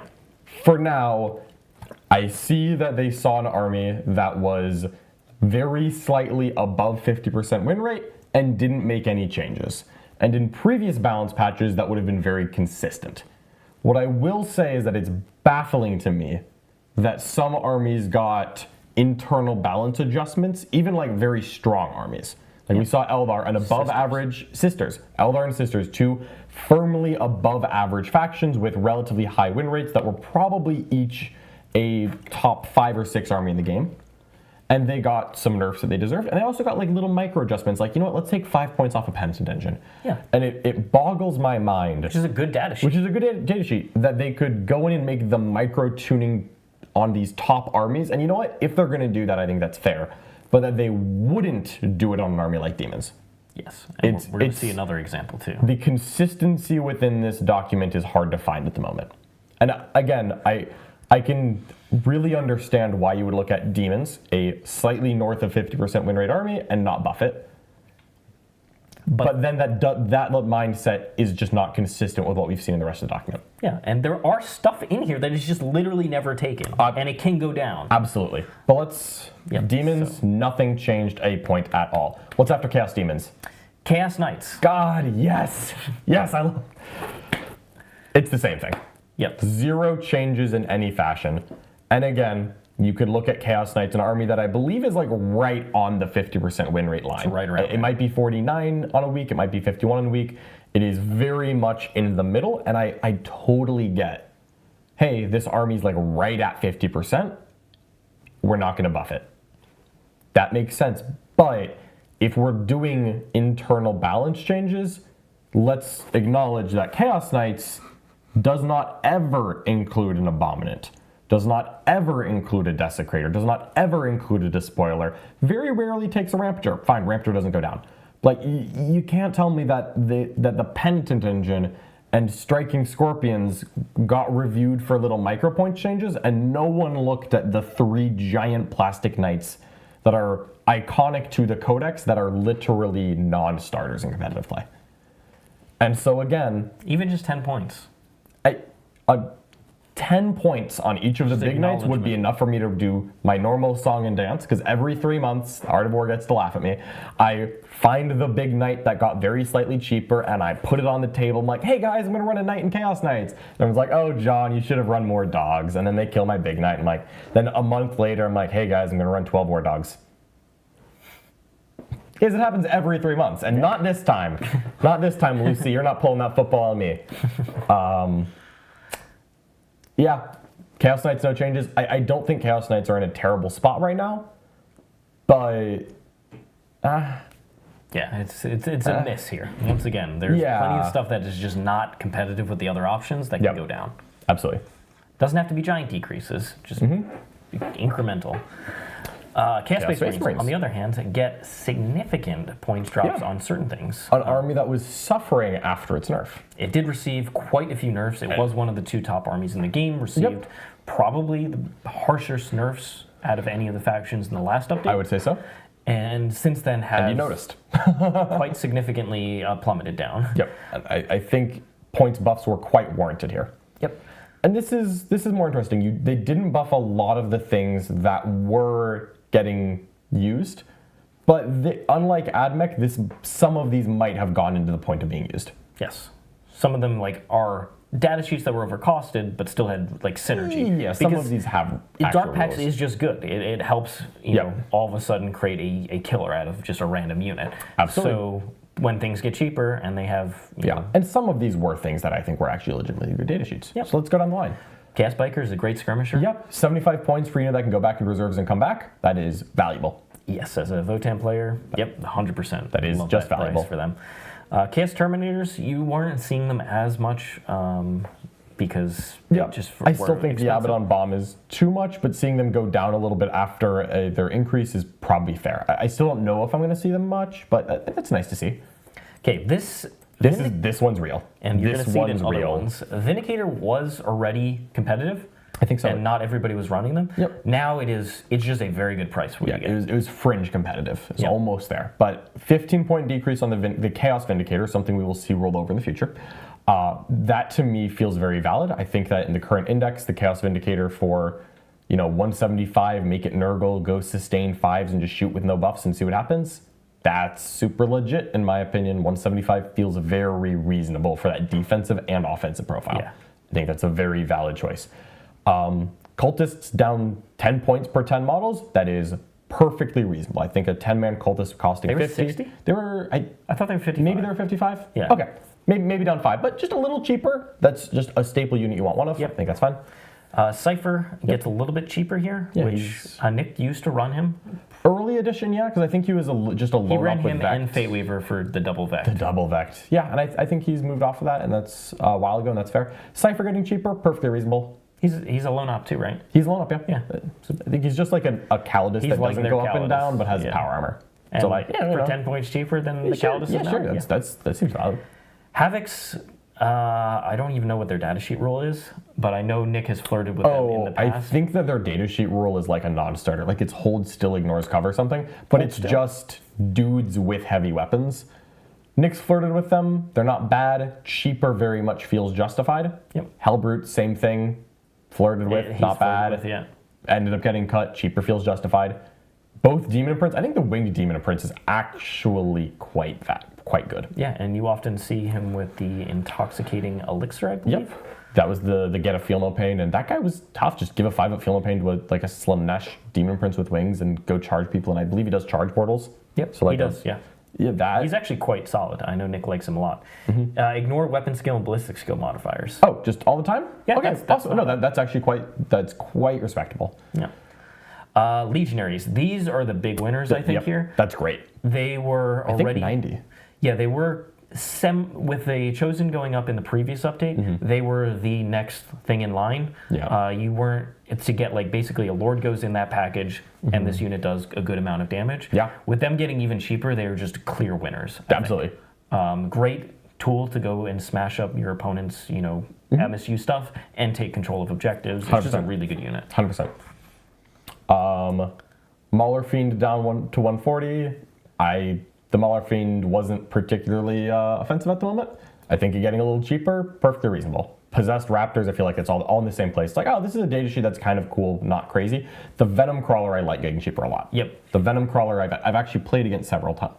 And I was impressed every time I saw it. And 110 for a relatively fast skirmish vehicle, because I think it moves 12. That's a scout move, right? I don't believe it scouts. I think it just happens to move 12. Just then it just is fast. It's got And good it's a volume of vehicle, fire. right? It's like a Rhino with a 5-up invuln. It might be like 9 wounds or something. But like it's like a Rhino with a 5-up invuln that moves 12 and has legitimate guns and combat that is worth rolling. It's not the great, but it's worth rolling. For 110, that feels very good. Like I think Venom Crawlers are very solid. I would just run 3 of them right now. Yeah. You know? I think Zinch or Nurgle, dealer's choice. I think Chaos Space Marines had a hard time filling the void of Chosen, Lord, Forge Fiend, a Blitz, and now they have other options, which feels good. Yeah, and we know that Chaos Space Marines are getting a codex in the relatively near future. I don't believe GW has announced when yet, but we saw models end the book at Adepticon, so we imagine it's by the end of the summer. So it's on the roadmap as the next. It's on the roadmap, so we'll see when that happens. I don't know if these points are intended to hold us over through that or with that. But I think all of these decreases are a nice helping hand to an army that is about to get love, but certainly was suffering. Yes. And I think points are something that could have fixed CSM, and so I actually think CSM are going to be very, very like middle. Yep. I think it's perfectly fine to be well. I think it'll be a nice boost for the Yeah, Chaos I think this will be. I think Chaos Space Marine players are going to notice. All right, then we have super chat here from Jonathan. Thank you so much. Legionaries cheaper than Berserkers. Legionaries are just very good. That is a great price for Legionaries, and we're going to see them. 80 points for Legionaries. I believe Nick's taking several of them in his the game that is about to go live as soon as this video is over. We'll be showing off those CSM points in the War Room after this stream ends. Indeed, we shall. All right, Deathwing Knights down 20 per 5, since that's the only increment. Wonderful. Deathwing Terminator squads down a little bit. This is something we'll see into other Terminators. I think they went from like 190 to 180, and that's perfectly fine. And the Deathwing Terminator squad now is just the shooty Terminators because they don't have the combat options anymore. So it's just it's the Dark Angel brand of the regular Codex Space Marine vanilla Terminator. Inner Circle Companions down a significant margin. They were 105 for 3, now they're 90 for 3. That is a very valid price drop. Now an Inner Circle Companion is unfortunately just the same points as a Blade Guard, and when we're comparing 3 wound Primaris Space Marines that carry a damage 2 power sword, the one that has a 4-up invuln and also has +1 AP in combat is probably still the one I'm going to take when they're the same cost. What's their datasheet roll? +1 to hit while a character is leading them. I'm sorry, they're -1 to hit while a character is attached to them, and they are +1 to hit against characters all the time, character units. And so you go and you hit on 2s, and -1 to hit is useful, but because of the awkwardness of squad sizes, 6 of them in a character no longer fits in a transport.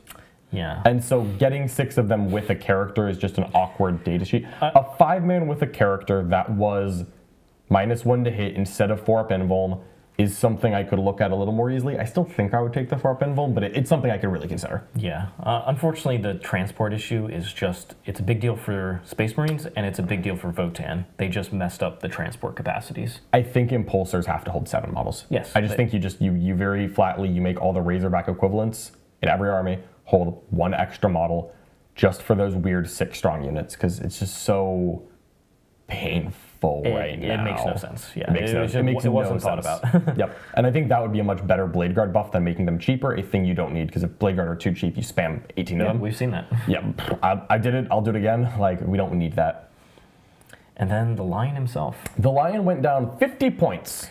That is the most significant points drop, I believe. I believe that is the crown. Yeah, I believe that is the most significant point drop in the document. Down 30, and he's probably the second highest. The Lion going down 50 was easy to justify.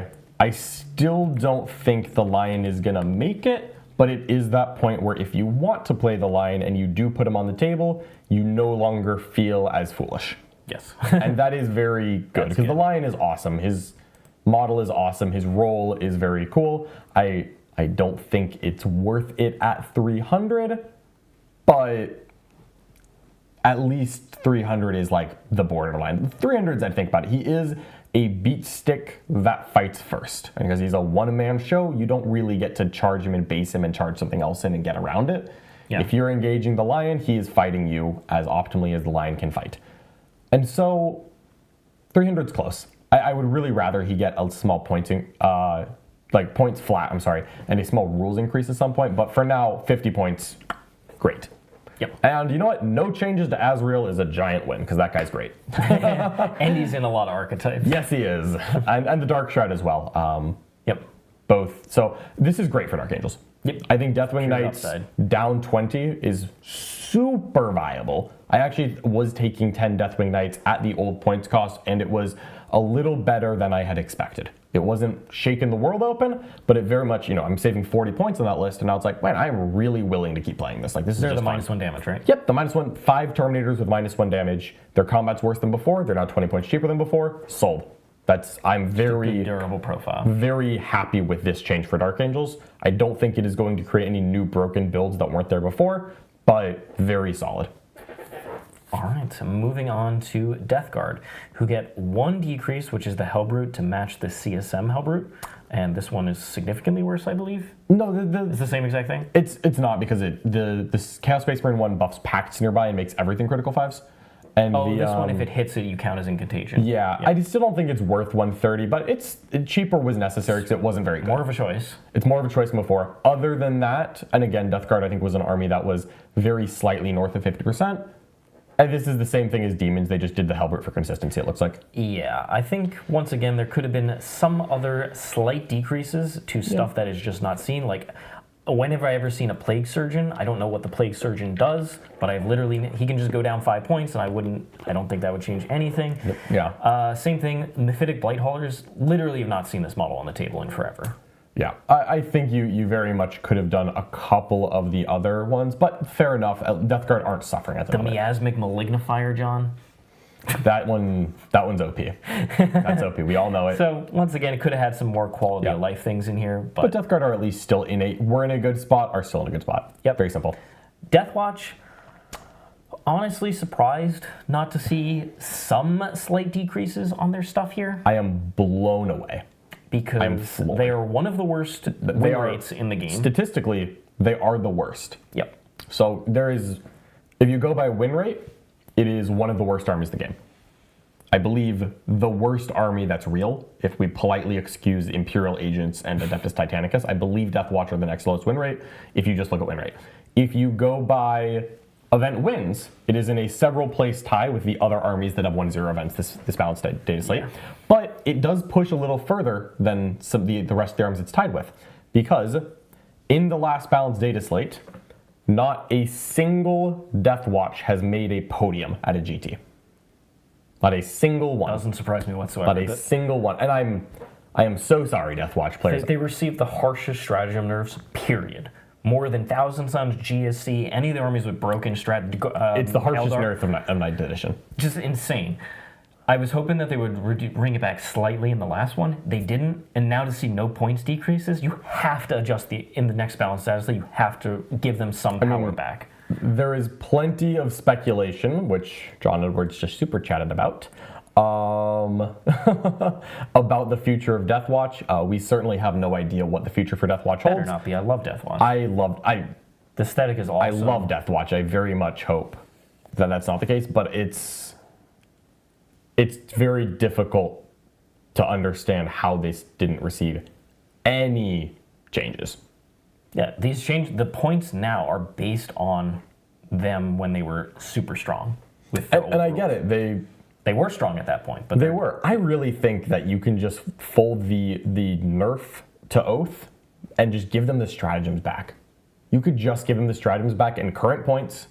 And I get it, we weren't doing rules changes this patch, but could you at least make the Deathwatch specific units cheaper? Yeah, the ones you never see. Spectre's Kill Team. Never see. Kill Team Cassius? You kidding me out here? Ridiculous. The Indominator, I don't even know what the Indominator does. It's the Gravis one.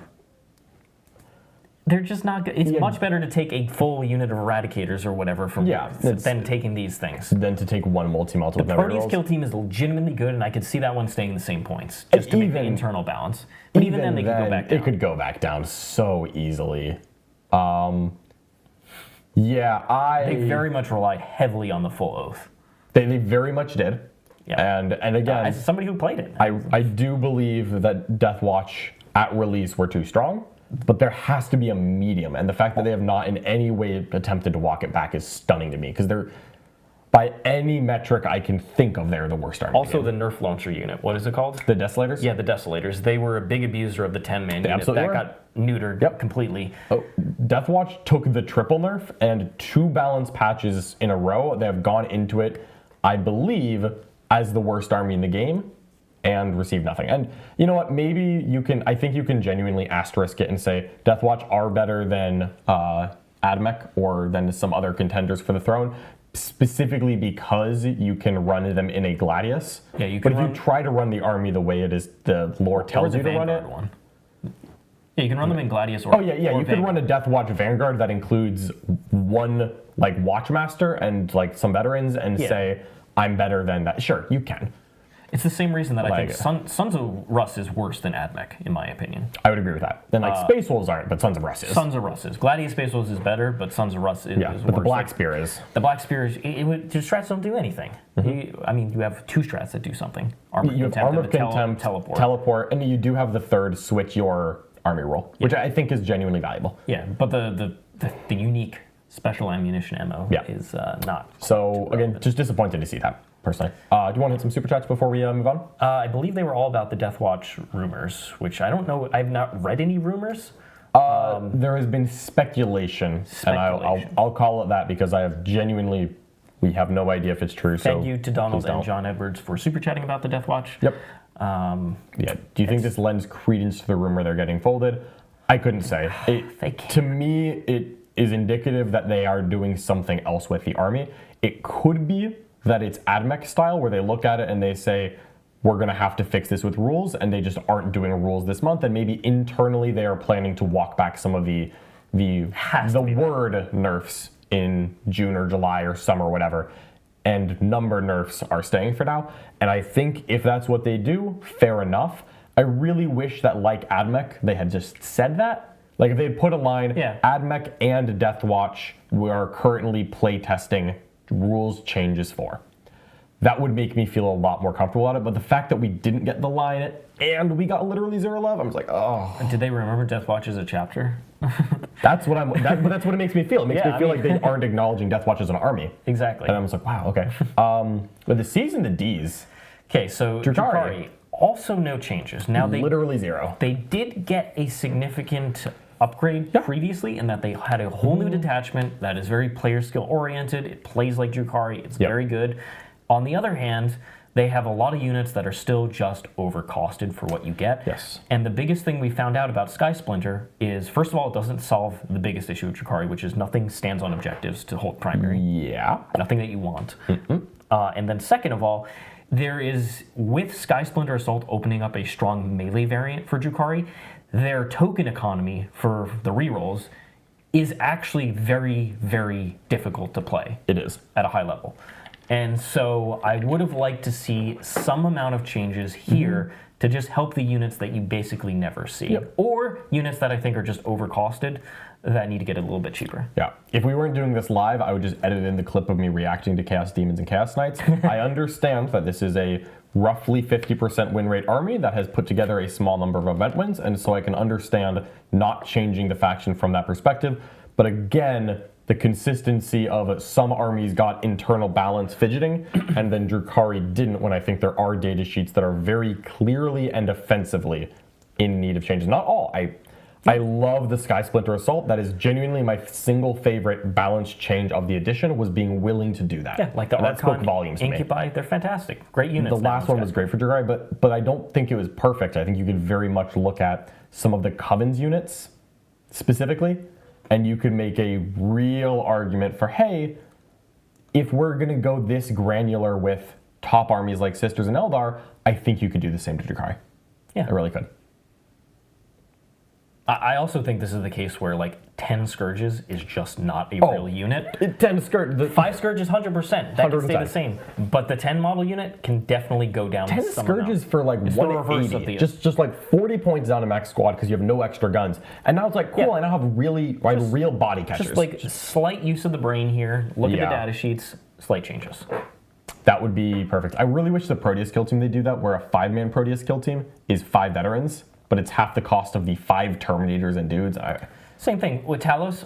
Maybe I'd probably put him 75 for one. Test that. But honestly, give like a little bit of discount for the 2 model unit. Yeah. Because you just don't see it. Yeah. You just literally don't see it. And we don't want to make it too cheap for its durability, but it just isn't that durable. So would have liked to see some changes in that direction. Just a little bit of different help. Indeed. And you could still run this. That means you just could run the same existing Sky Splinter army and feel great, or you could try new options. Yep. And that's what gets people excited. Absolutely.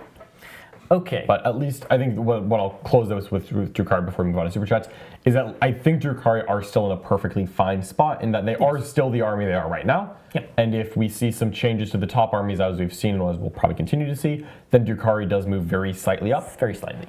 There was room for them to do more, but like Death Guard, Drukhari was able to function at tournaments. They have some flaws. I think those flaws show up a lot in teams play.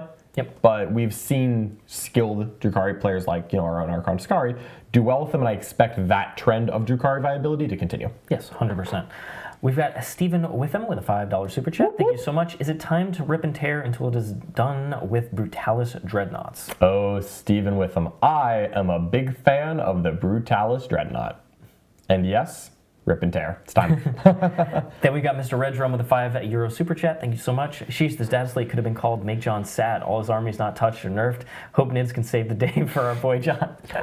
Don't worry, Red Drum. Plenty of optimism coming. I mean, to be fair, like with my changes too, like so far, I like there's not a lot to be thrilled about, but we will see. Okay, Index. Honestly, it's like the top armies not getting big nerfs is like the best thing to feel good about. Yeah. Like this very much feels like they're like a Sisters play. I'd be like, whew, got out of here real nice. Yeah, no, Sisters play I'd be ecstatic. Index GSC. Okay, army has a lower win rate, but not like super low. Yeah. It's still very high skill cap. Average, yeah. Yeah, it's below average. So a couple things go down. Aberrants, which is usually taken in most lists, they're just, you're taken because it's the only thing that fills that role really. Yeah. Now it's slightly cheaper. I think Ridge it's Runners, 10 per 5, I believe. I think they were 190 for 5 and now it's 180 for 5. That sounds right. And then Achilles Ridge Runners go down like 5 or 10. I think 10, yeah. Yep. Which that was a unit you did see. It helps buff the shooting elements. Yep. And I think that's perfectly reasonable. And then the 2 vehicles that should have gone down in the previous update do finally go down. 20 each. I don't know if this is enough, but it at least makes them more playable. The Goliath truck going down 20 is super legit. Super legit. I think that the overpriced Goliath truck, some top Genestealer Cult players that I know, like Myson from Poland, Alex McDougall from Canada, one of our war teammates, were actually taking the Goliath truck anyways. At 110 it was overpriced, but it did something you needed. Because what it does is when it shoots something, the unit that disembarks rerolls wounds. It's quite And good. that is quite good on dedicated transport that is open topped, so they can just stay in and throw the bombs, or you can drive up I disembark. thought you can't throw one-shot weapons out of transports. Oh, that was the change. Right. All right, well, you're going to get out, and you're going to throw the bombs. But I think minus 20 is a very good change. I think that they're very nervous to buff GSC too much because they know what GSC was, and they didn't really get many rules changes. Yeah. At least on output. They have some insane rules. But the 3 vehicles were all overpriced for what they were. Yep. And so I really think if you had a Ridge Runner and a truck, you're only gaining, and if you had an Aberrant squad, you're gaining like 50 points. And I don't know what you're doing with that, but if you can find, someone's saying down 25, not 20, awesome. And the Raw Grinder, I think 130 is still like borderline too expensive, but 150, which I believe it was before, was criminal. And so I'm very happy to see that. I think this is very nice for Genestealer Cult, honestly. I think agree. This is more impactful than the last one. I think it was needed. And I think you're genuinely going to get like an extra, like either like a cheap guard ally unit. If you're playing singles, you could just take like 2 Cyclops and just have mission play, or replace your existing Cyclops with like a real unit. And then you've just got or you just get like an extra character if you're going pure GC. Like I think you could probably just like fit a Keller morph with the point changes or something to that effect. Yeah. Well, the truck being able to get out and give the bombs real wounds means you 3.1 away in one place, get the bombs, devastating bombs in another place. Yep, absolutely. And I think that's very good for Genestealer Cult. I think these were good changes. These are some good changes here. Yep. All right. Then we've got Index Grey Knights. Now they received a significant update in the previous one in that the Dread Knight weapons received some changes. So the heavy side cannon went to AP2 and gained Ignore's cover, which made it a legitimate weapon. In addition, their combat, the sword went to hitting on 2s, the hammer hitting on 3s, which was a big, big upgrade. And with those changes, they stayed at 185, and all of a sudden you see 3 in pretty much every Grey Knight list because it's a relatively durable platform. It has a great datasheet rule, which is advance, shoot, and advance and charge. Which is fantastic. Incredible, truly. It's one of the better datasheet rules that you can get. That's an Epicure datasheet on it, dude. No, the regular one is better than the Grandmaster. I know, and I think it's fair that they recognize this. Yeah, they did. So that one goes up 10 points here. I honestly think it could have gone up 15. I will possibly. Say, I am so glad they didn't roll back the change. That is true. A more expensive Dread Knight than before that does more than before is absolutely what a Dread Knight needed to be. And so I'm very happy. And I really hope that in summer they don't roll back the change because I think it was very valid for Grey Knights to get that. Having legitimate this is exactly what AdMech should get. It's like you have legitimate profiles that fill a role. Grey Knights didn't have a shooting unit that was worth anything. They had combat and jank. Now they have real shooting units, which is great. They were too cheap. They've gone up a bit. I think this is, if you were basically running the triple Librarian, triple Solo Libby, triple Dread Knight, your list has gone up 60 points. And then if you add a Tech Marine or 2, you're going up like 70, 80 points maybe.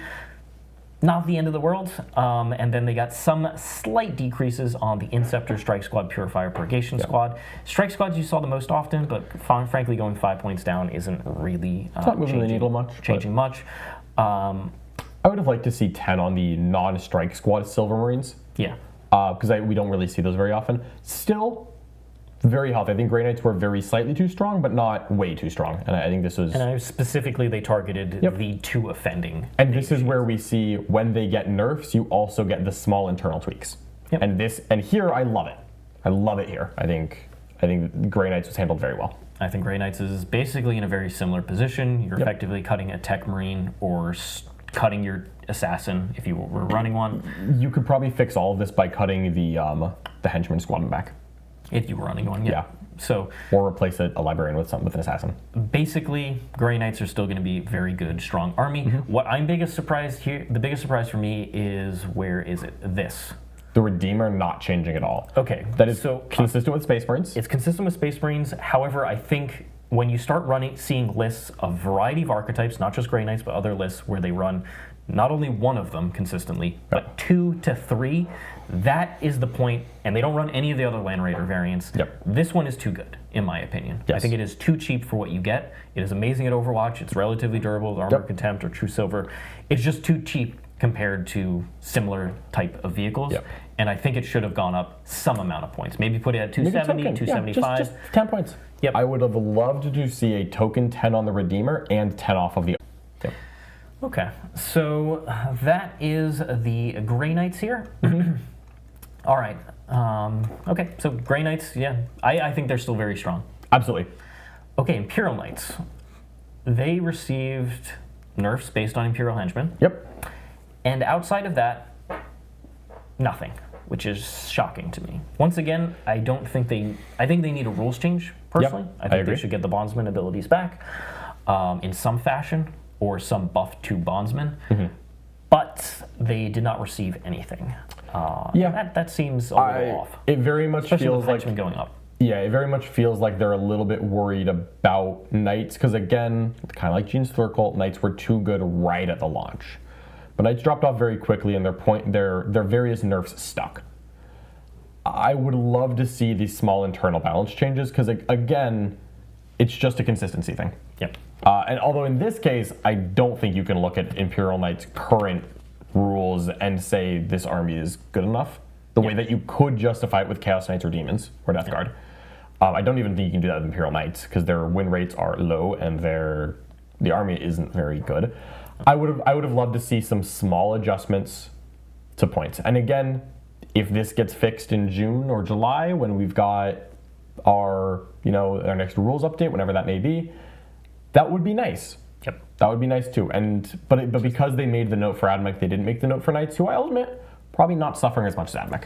Like, come on, the Errant, the Gallant, the Paladin, the Preceptor. Give me 10 on the Knights that are never being taken. And you know what? I would still probably take the same list. But you can think about trying it out, and it helps those players who want to. Yep. But that's Imperial Knights. Nothing else for them. All right, so then Leagues of Votann. This is basically not relevant. You get 10 points off of Hearthkin Warriors, which I think are one of the most overcosted battle line units in the game. Yep. They're just glad they're cheaper, slightly cheaper. And then Uthar is also one of the worst characters in the game. So he went down 10. He's still more expensive than any of the other characters that are better. Yep. But you're not as punished. Yeah, I feel like your list just went from like 1995 to 1985 and you keep playing. It means that I get to upgrade an enhancement to a different enhancement is the only thing that changes here. Fair enough. Would have liked to see like 5 points off of Berserks or something like that. Some interesting sort of changes here. But at the end of the day, they don't really have a lot of design space with Votann. Yeah. But I think Votann are a perfectly reasonable spot because other armies got slightly worse and Votann is fine. Yeah, and realistically, because Votann is low on data sheets, none of the data sheets that didn't get changed in Votann are, in my opinion, so bad that they weren't getting seen. No. And so there wasn't an obvious target. And yeah, I think Uthar was. Uthar getting cheaper was necessary. Realistically, he needs new rules in the Codex, but it's just a whole other problem when we get there, whenever that is. Hearthkin, very much, I was like, oh, why didn't they drop the units I don't see? And then I read, I'm like, no, I've actually seen it, literally all of these in a competitive Votann list at some point. You see all of them. Yep. I think their internal diversity is pretty good, mostly because they have so few data sheets available. Yep. But at the same time, I'm literally there's not a lot of design space to go around. Yeah, in my last 3 games against Votann, 2 at a tournament, 1 against you, I have played against every Votann unit except Uthar the Destined. And so a very minor points decrease for an army that is largely fine, I think is perfectly reasonable. Yep, I think it mostly comes down to the fact that Votann, like other armies, getting worse. Yep. Is what it comes down to. All right, Necrons. It's time! Let's go with these giant nerfs, I can't wait. Okay, so Necrons have the best detachment in the game and the second best detachment in the game. Only if you trust win rates and event wins. Well, both of those. Oh, okay, fair enough then, yeah. Okay. Trust them both. All right. Okay, so this was... I personally think in singles, if I was to play Necrons versus you or Jack, that Necrons win rate wouldn't be as high if you picked your best armies. Yeah. But I could try. The rest of the game, that was not the case at all. Nope. And it was because Necrons are too easy to play, in my opinion. Yep. I think they're just too easy to play. You get too much stuff that is too good for the points. So it needed a nerf. Let's see what the nerfs are. We've got Nightbringer up 40 points. Completely fair. He was the best Catan by a significant margin. It wasn't even close. Nope. It was Very the one justified. that I basically always took, and then I considered taking a second one. So he goes up 40 points. He's now the most expensive one, as he should be, Yep. frankly. I think he's still good for 295. I think if you love the Nightbringer, you can still run him, and you'll get value for that. You have to be more careful with him, but he's still good at that points cost. I don't know if he'll make the top competitive list anymore, but he's still good. Yep. I Definitely. think for where Catan are acknowledging that they weren't doing any rules changes, I think 40 points to Nightbringer is great. Shard of the Void Dragon goes up 20 points, 270 to 290. Perfectly reasonable. He was also quite good, possibly the second best, possibly the third best. Yep. If you didn't raise him and you raised the Nightbringer, people would just pivot, no questions. Yep. But him also going up some, very reasonable. I still think if you like the Void Dragon, you can still run him, and it's perfectly fine. Yep. So no issues there. Let's just roll into the T Catan, shall we? I was going to go straight over there. Perfect. You're ahead of me. 10-point increase for the Transcendent Catan. This one surprised me a little bit because it was the one that was spammed in Hypercrypt. And I think it probably could have gone up to 290, 295 and been the same cost as Nightbringer because this is the one you can take multiples of. Yeah, up 10 is like, So that feels low. That feels basically, if you like the T-Catan in Hypercrypt, you still run it. It's not changing whatsoever. Yeah. Still very good. Still very good. Teleporting Catan, very good, very durable, awesome. So if you like Catan, this is not the end of the world. They're still good. Yep. They are still good. And then we have the other changes. So Command got some Barge. small buffs in here. I'll actually just do the nerfs first. Sure, and nerfs then first, I'll let's go hit back it. to the buffs. So Chronomancer goes up 15 points. Okay. This is mostly targeted at Hypercrypt, which is that you would come in 3.1 away, and then you'd have a Chronomancer, move the unit another 5 inches, and like surround It things, also made get it on -1 to objectives. hit, right? Made the -1 hit in shooting and It was combat. a very good support character. Very good support character. I honestly think it was the best one for the other units, although the Plasmancer definitely had a shout there. For sure. The infantry, the basic infantry units. So then we have Illuminator Xeris. He was a big part of Hypercrypt. He found his way into Canoptic Court as well, buffing Immortals. And the reason is he has a 3-inch aura, +1 AP, and Armor of Contempt. Yep. So both an offensive and defensive buff.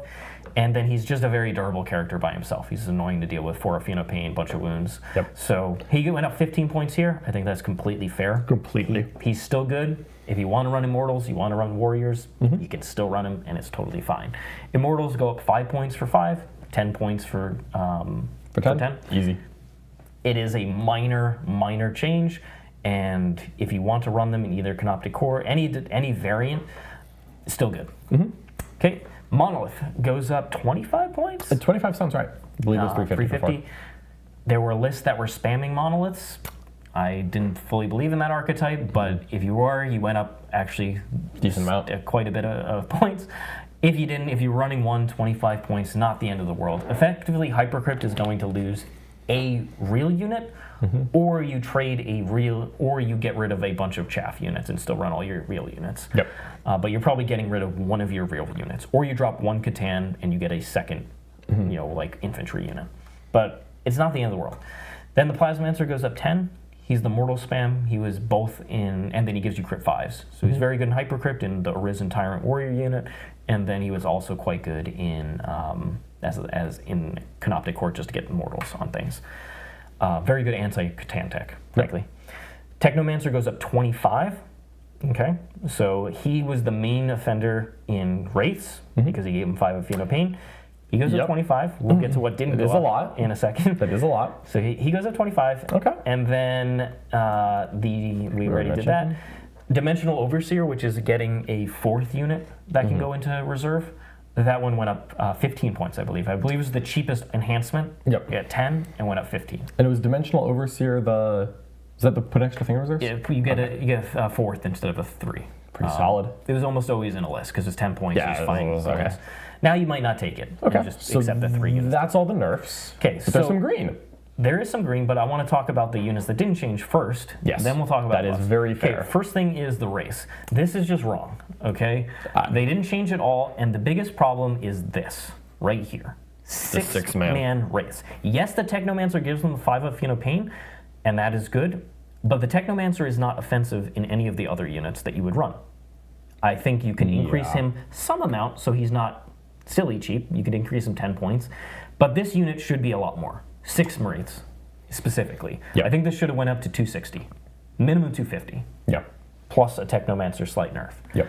And the biggest problem is that spamming 18 Wraiths, some armies just can't do anything about that because it stands on the objectives. It can reactive move, you can lone op them. They're really durable, they heal back. It's just a nightmare. That, you needed to be able to not take 18. And you still can with this update.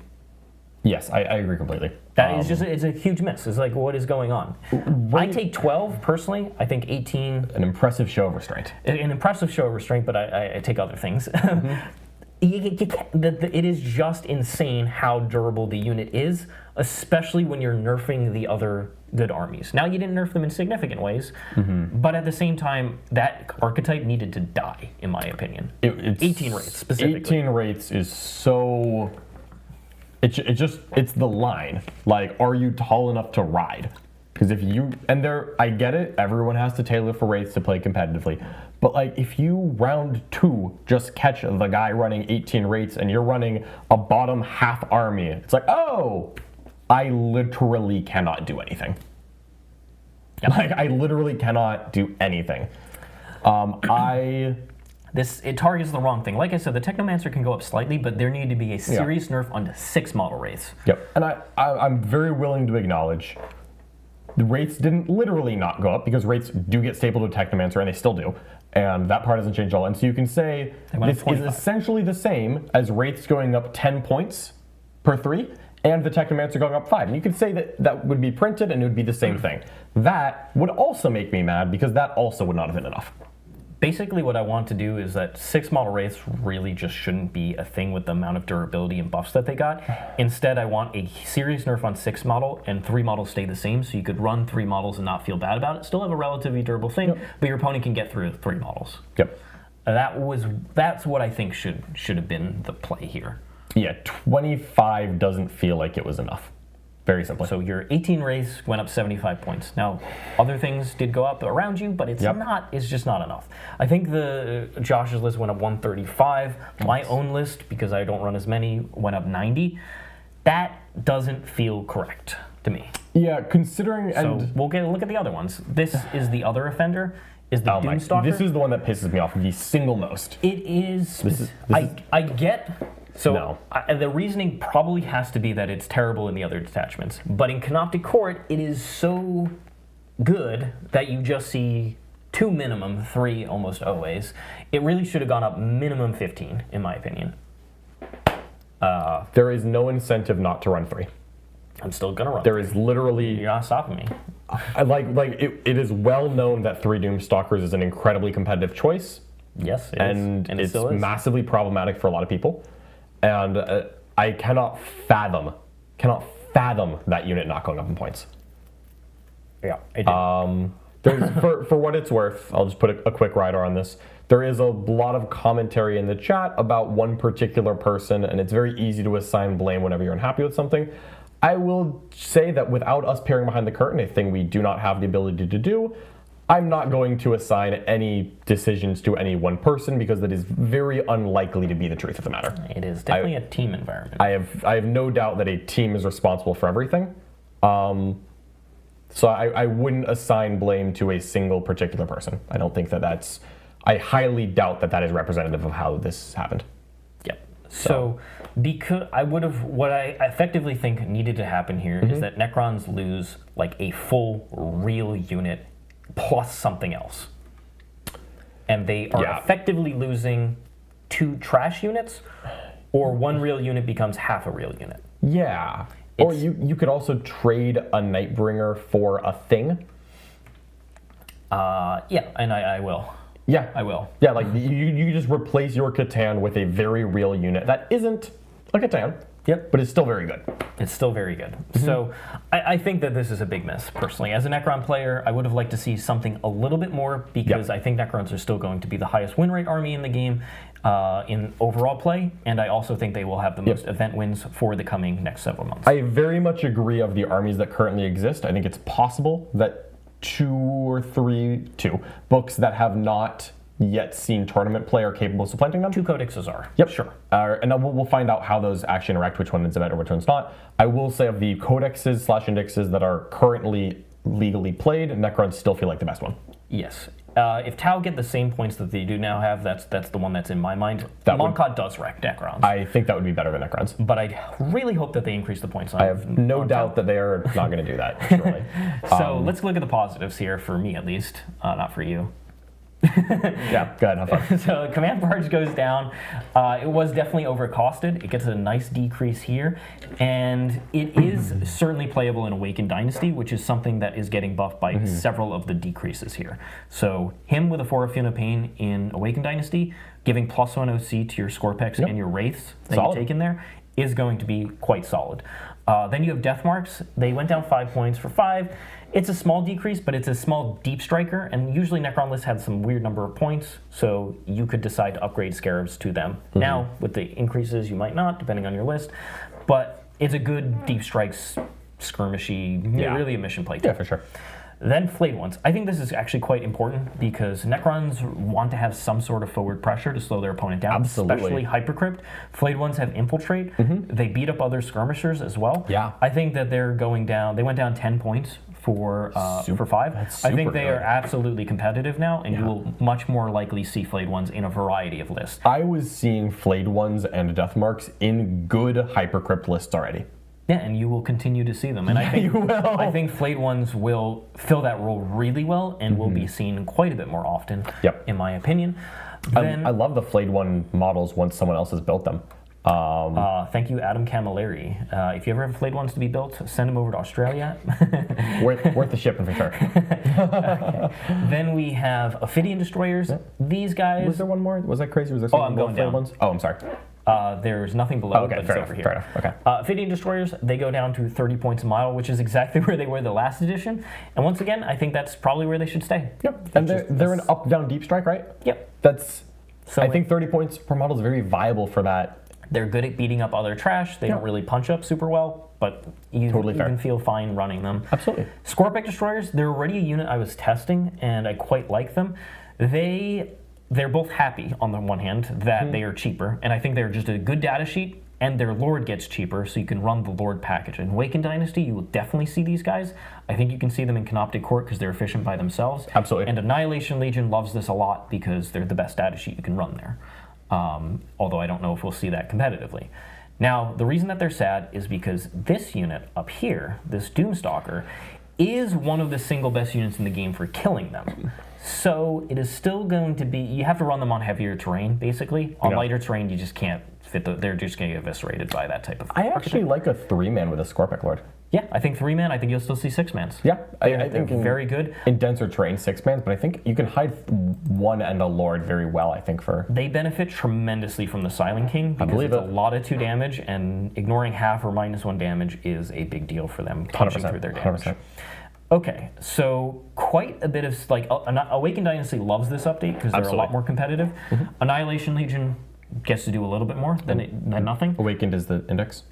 Awakened is the index, Annihilation Legion is the Destroyer Cult. I only know the big 2 names. Annihilation Legion buffs the flayed ones and Destroyer units, which likes this a lot. That's good. Unloved detachments do deserve love, even if they have other good detachments in the army. So this helps the internal balance of Necrons in a good way, not the perfect way, because like I said, the Doomstalker really needed to go up, and Wraiths need to go up more, but it is certainly better, and I think you legitimately can those 3 detachments, Awakened, Hypercrypt, and Canoptic, are significantly closer than they were before. Yep.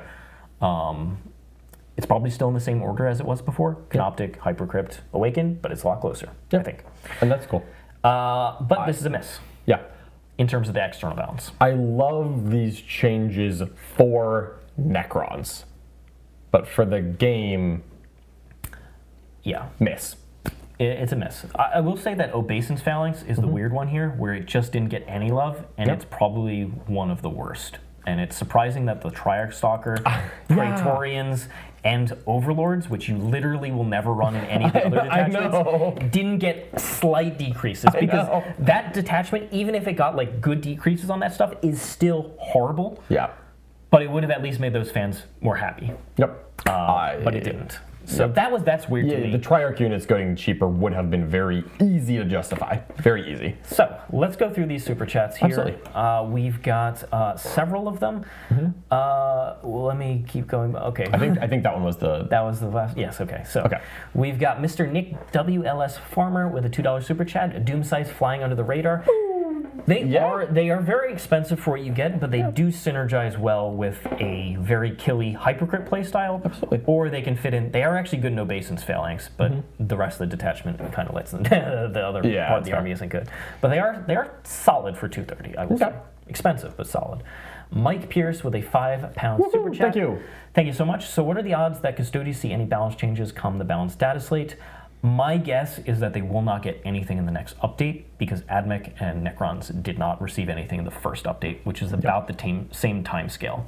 Yep. We'll see when it comes out and how quick they're to respond. Again, the way that they're doing these and the thought processes that we can try to read into are different than what we saw in January, so it's possible. I wouldn't abandon hope completely. Yeah, but it is possible, and it really should. Yeah, I would imagine that like September is like 6 months of data. If the data shows what a lot of us expect it to show. Well, 6 months will be, based on what they said, is only going to be a points update. We'll have balance update summer, end of summer points. Yeah, for rules changes, it might be. It could be January if you don't quite make the cutoff for. Yes. That's very possible. I think this is the case where, and it was very true for Admech, it was very true for Necrons, is you just do some slight rules nerfs the first time around. along with some points adjustments. Yep. Just relatively light. Yep. Or for Custodes, maybe some slight buffs. So some slight buffs, some rules buffs, and some points buffs. And you just let that ride for a couple months. Don't give them nothing. Nothing is wrong. I would really like to see a return to the point where the Codex FAQs come back and are a little more impactful. Where every Codex gets an FAQ a month after its sales date, and there it's a small, we noticed. Like, I would love it if a month after Orks hit the shelves, a small, like, okay, with 1 month of data, we are willing to say that maybe something that's wearing heavy armor deserves a small rules change, a typo, being corrected perhaps. And I would love to see just small things a month after, and then you get into the normal balance cycle.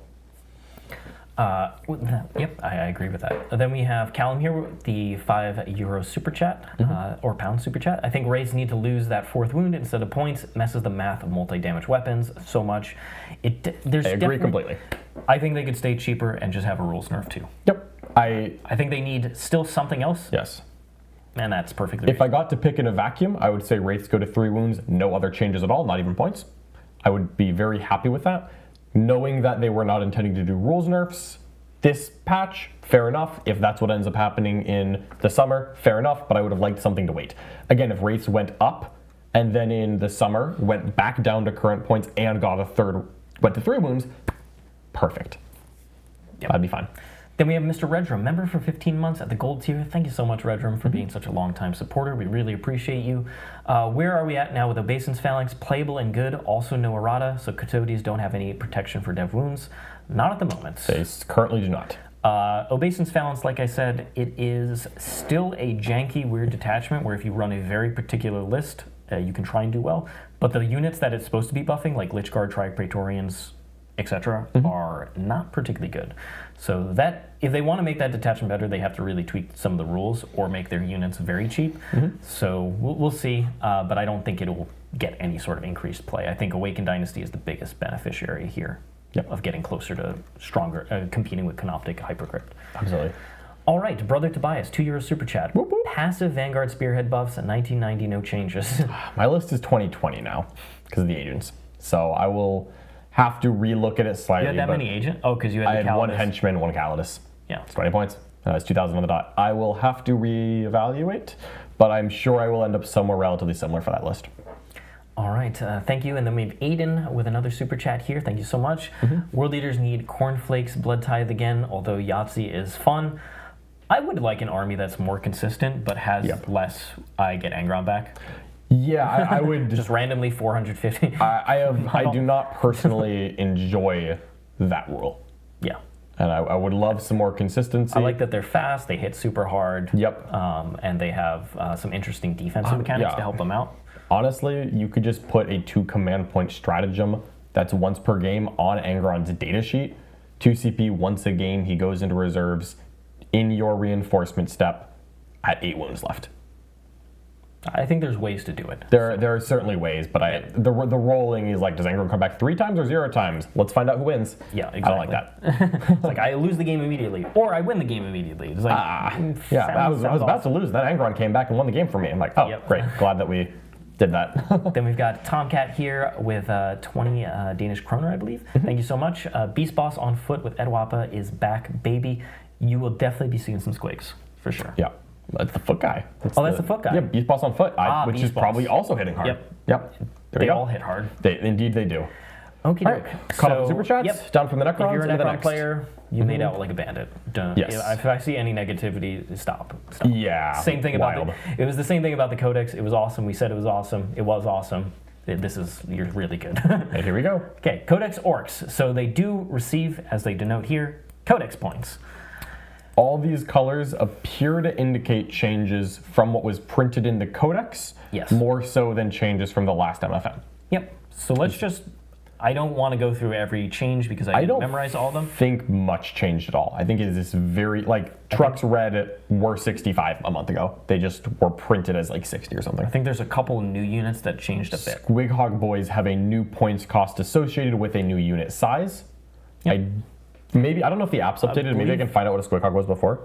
I believe it was 125 for 3 of them. I think it was something like that. And I bet this isn't updated yet because you didn't update the app. Because I haven't updated the app yet. So hold on, we're going to find out very, very quickly. So one of the things here is... You're correct. Yeah, it was 125 for 3. Yep. So it's 35 points for an extra body that has a 4th wound, which is a better rate than they were paying on the first ones. Yeah, it doesn't feel bad at all. No, that feels good. The extra body is cheaper per body than the previous ones and is better because he has a slightly better combat weapon, not much. It's And basically the same these thing. bosses stay relatively cheap. Yep, but they're now a different data sheet. They're a different data sheet. They're not quite as strong. But I think, though, that the beast boss on Squigosaur is gray because it is the same points as the Codex. Yep. But I believe that a beast boss on Squigosaur was like 160. Was like 160 or something. Yeah.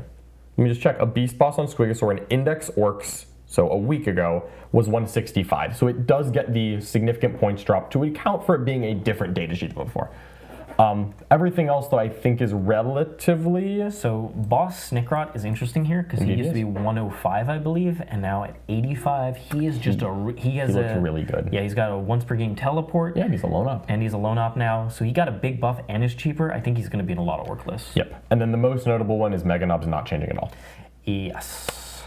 They are still the printed points, which are the same as the points that they were a while ago. 30 points per model for Mega Knobs with the various unit sizes that they have. Certainly feels like it is priced to sell. They're going to be moved. They are spammable. They are super durable. Yes. They hit relatively hard in the Wa turn. Outside of that, less so. But if they get 2 Wa turns, you are in trouble. If somehow you found a way to do that.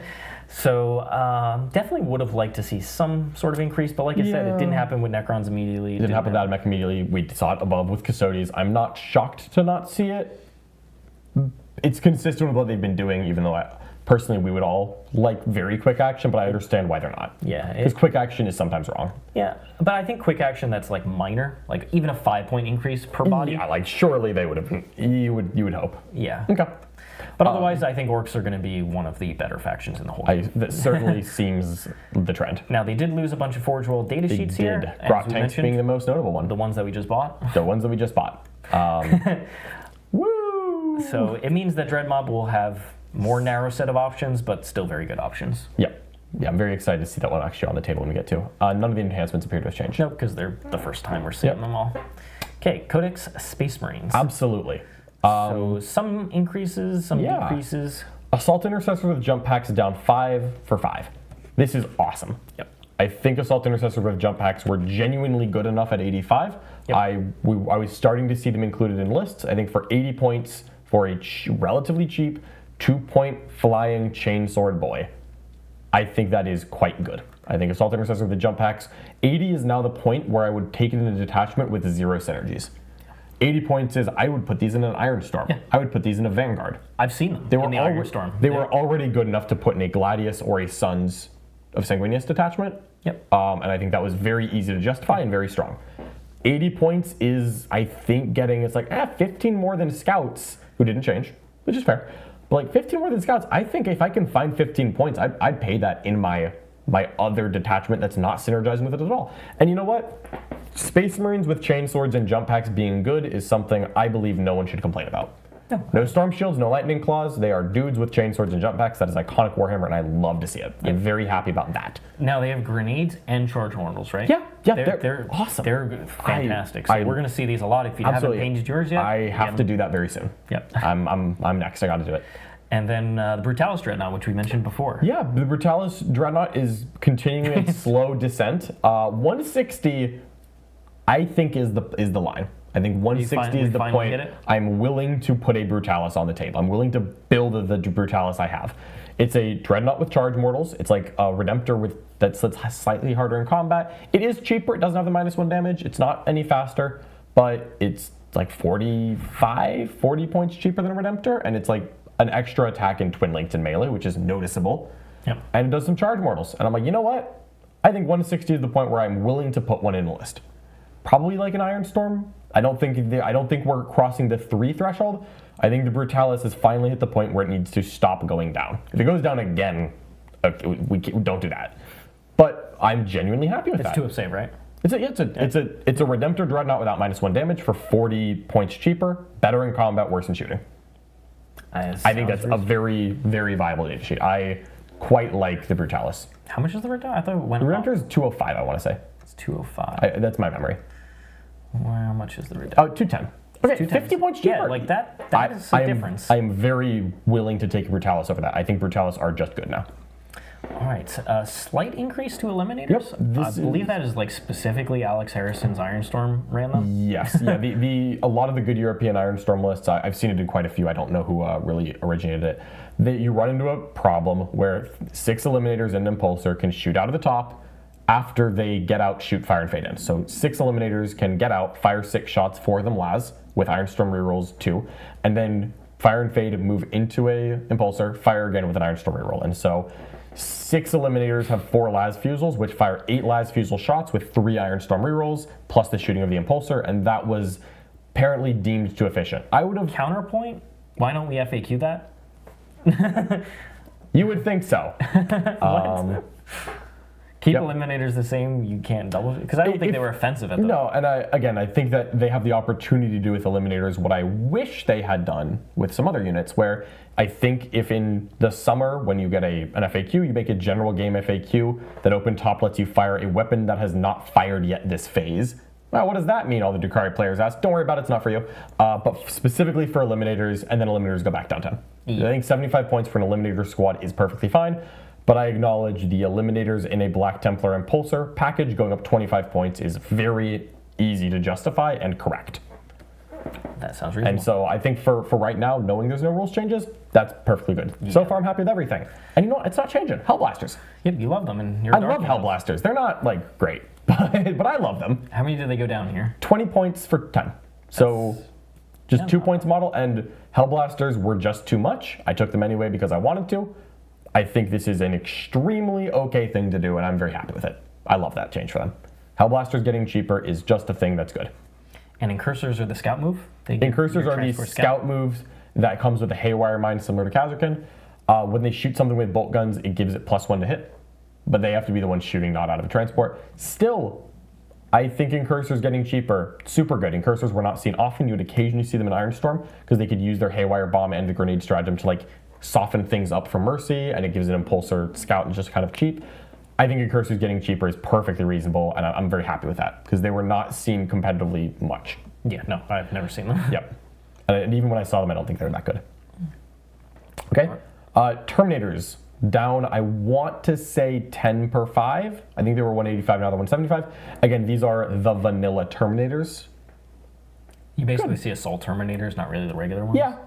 I don't think this is enough to make me want to take regular Terminators because I think the datasheet's just a little lacking for what it is because it is just dudes with Stormbolters and 2 Assault Cannons, which is like, I don't really care that much. News to my ears is that because I just don't want any 2 Armor of Contempt. I get it. I get it. But the Terminator squads to me are just like, they're whatever. And so I'm happy to see them cheaper. I don't personally think that moves the needle on whether or not I'm taking Terminators, but it's nice to see. Nice to see a little internal balance change on some units that needed a little love, and I think they got it. The Vindicator, down 15. And if those are a couple more. Okay, so the Vindicator down 15. That is awesome. I think the Vindicator was actually quite good. I actually had a phase right when the Space Marine Codex came out where I thought Vindicators were the best vehicle for Ironstorm, and so I went and bought 3 of them. As it turns out, when you looked at the rest of the Space Marine Codex and Vindicators at 190, I think I was wrong. But the Vindicator datasheet is appealing.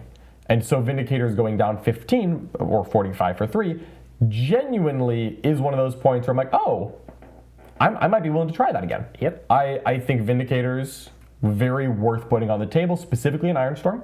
But you know what, 175 is not a bad price tag to put in any detachment. Because it is tough. A Vindicator is T11 and a 2-up save for like, I want to say 11 wounds. Can access smoke, right? It has smoke, armor contempt. It does have a Hunter Killer missile. It's a Hunter Killer missile, a Stormbolter, and a big Demolisher Cannon.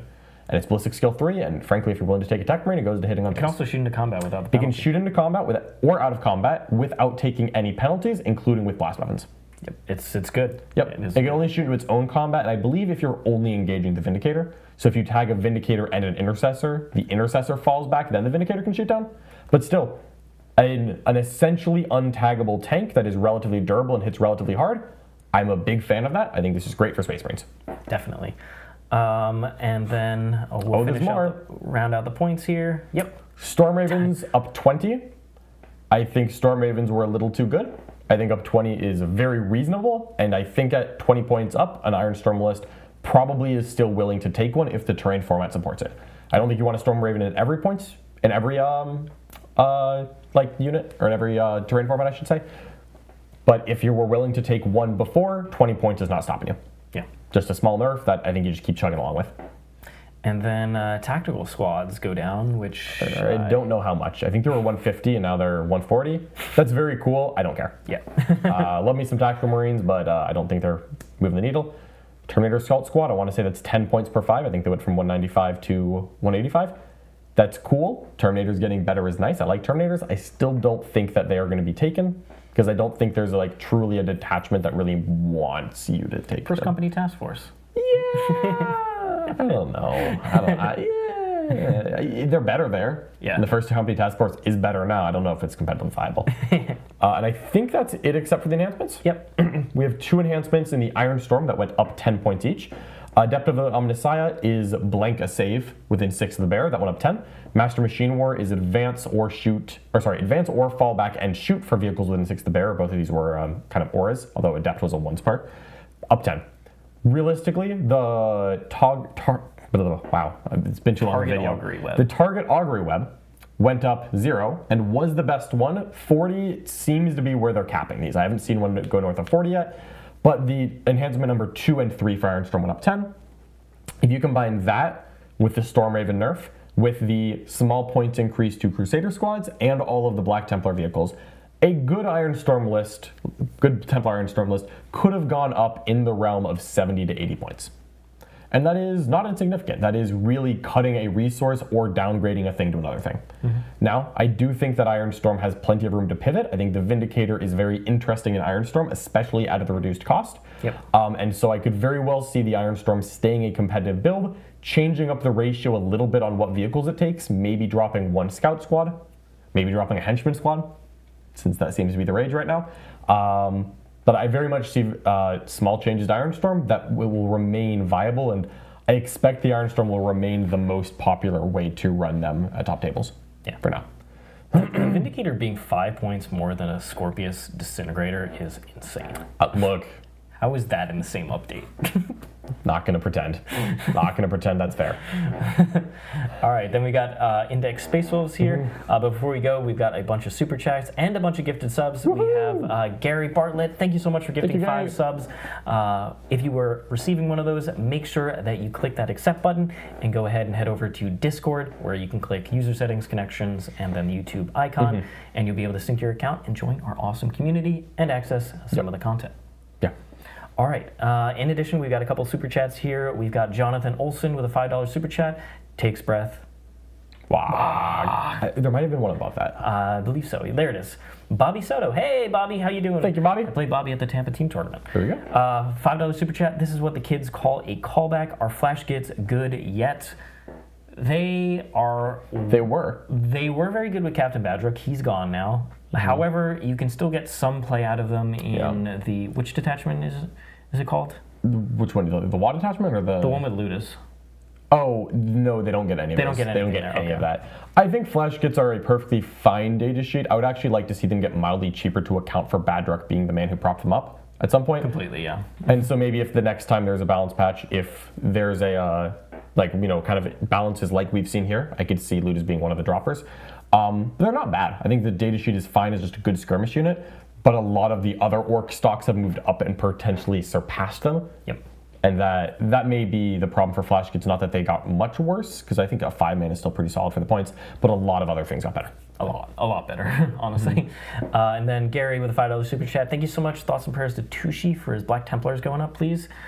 Thoughts and prayers. Thoughts and prayers. All right. So, Space Wolves here. They get cheaper Wolfguard Terminators, following the Terminator trend. Following the trend, perfectly reasonable. And their scouts go down an amount. What the heck were they? I have no idea.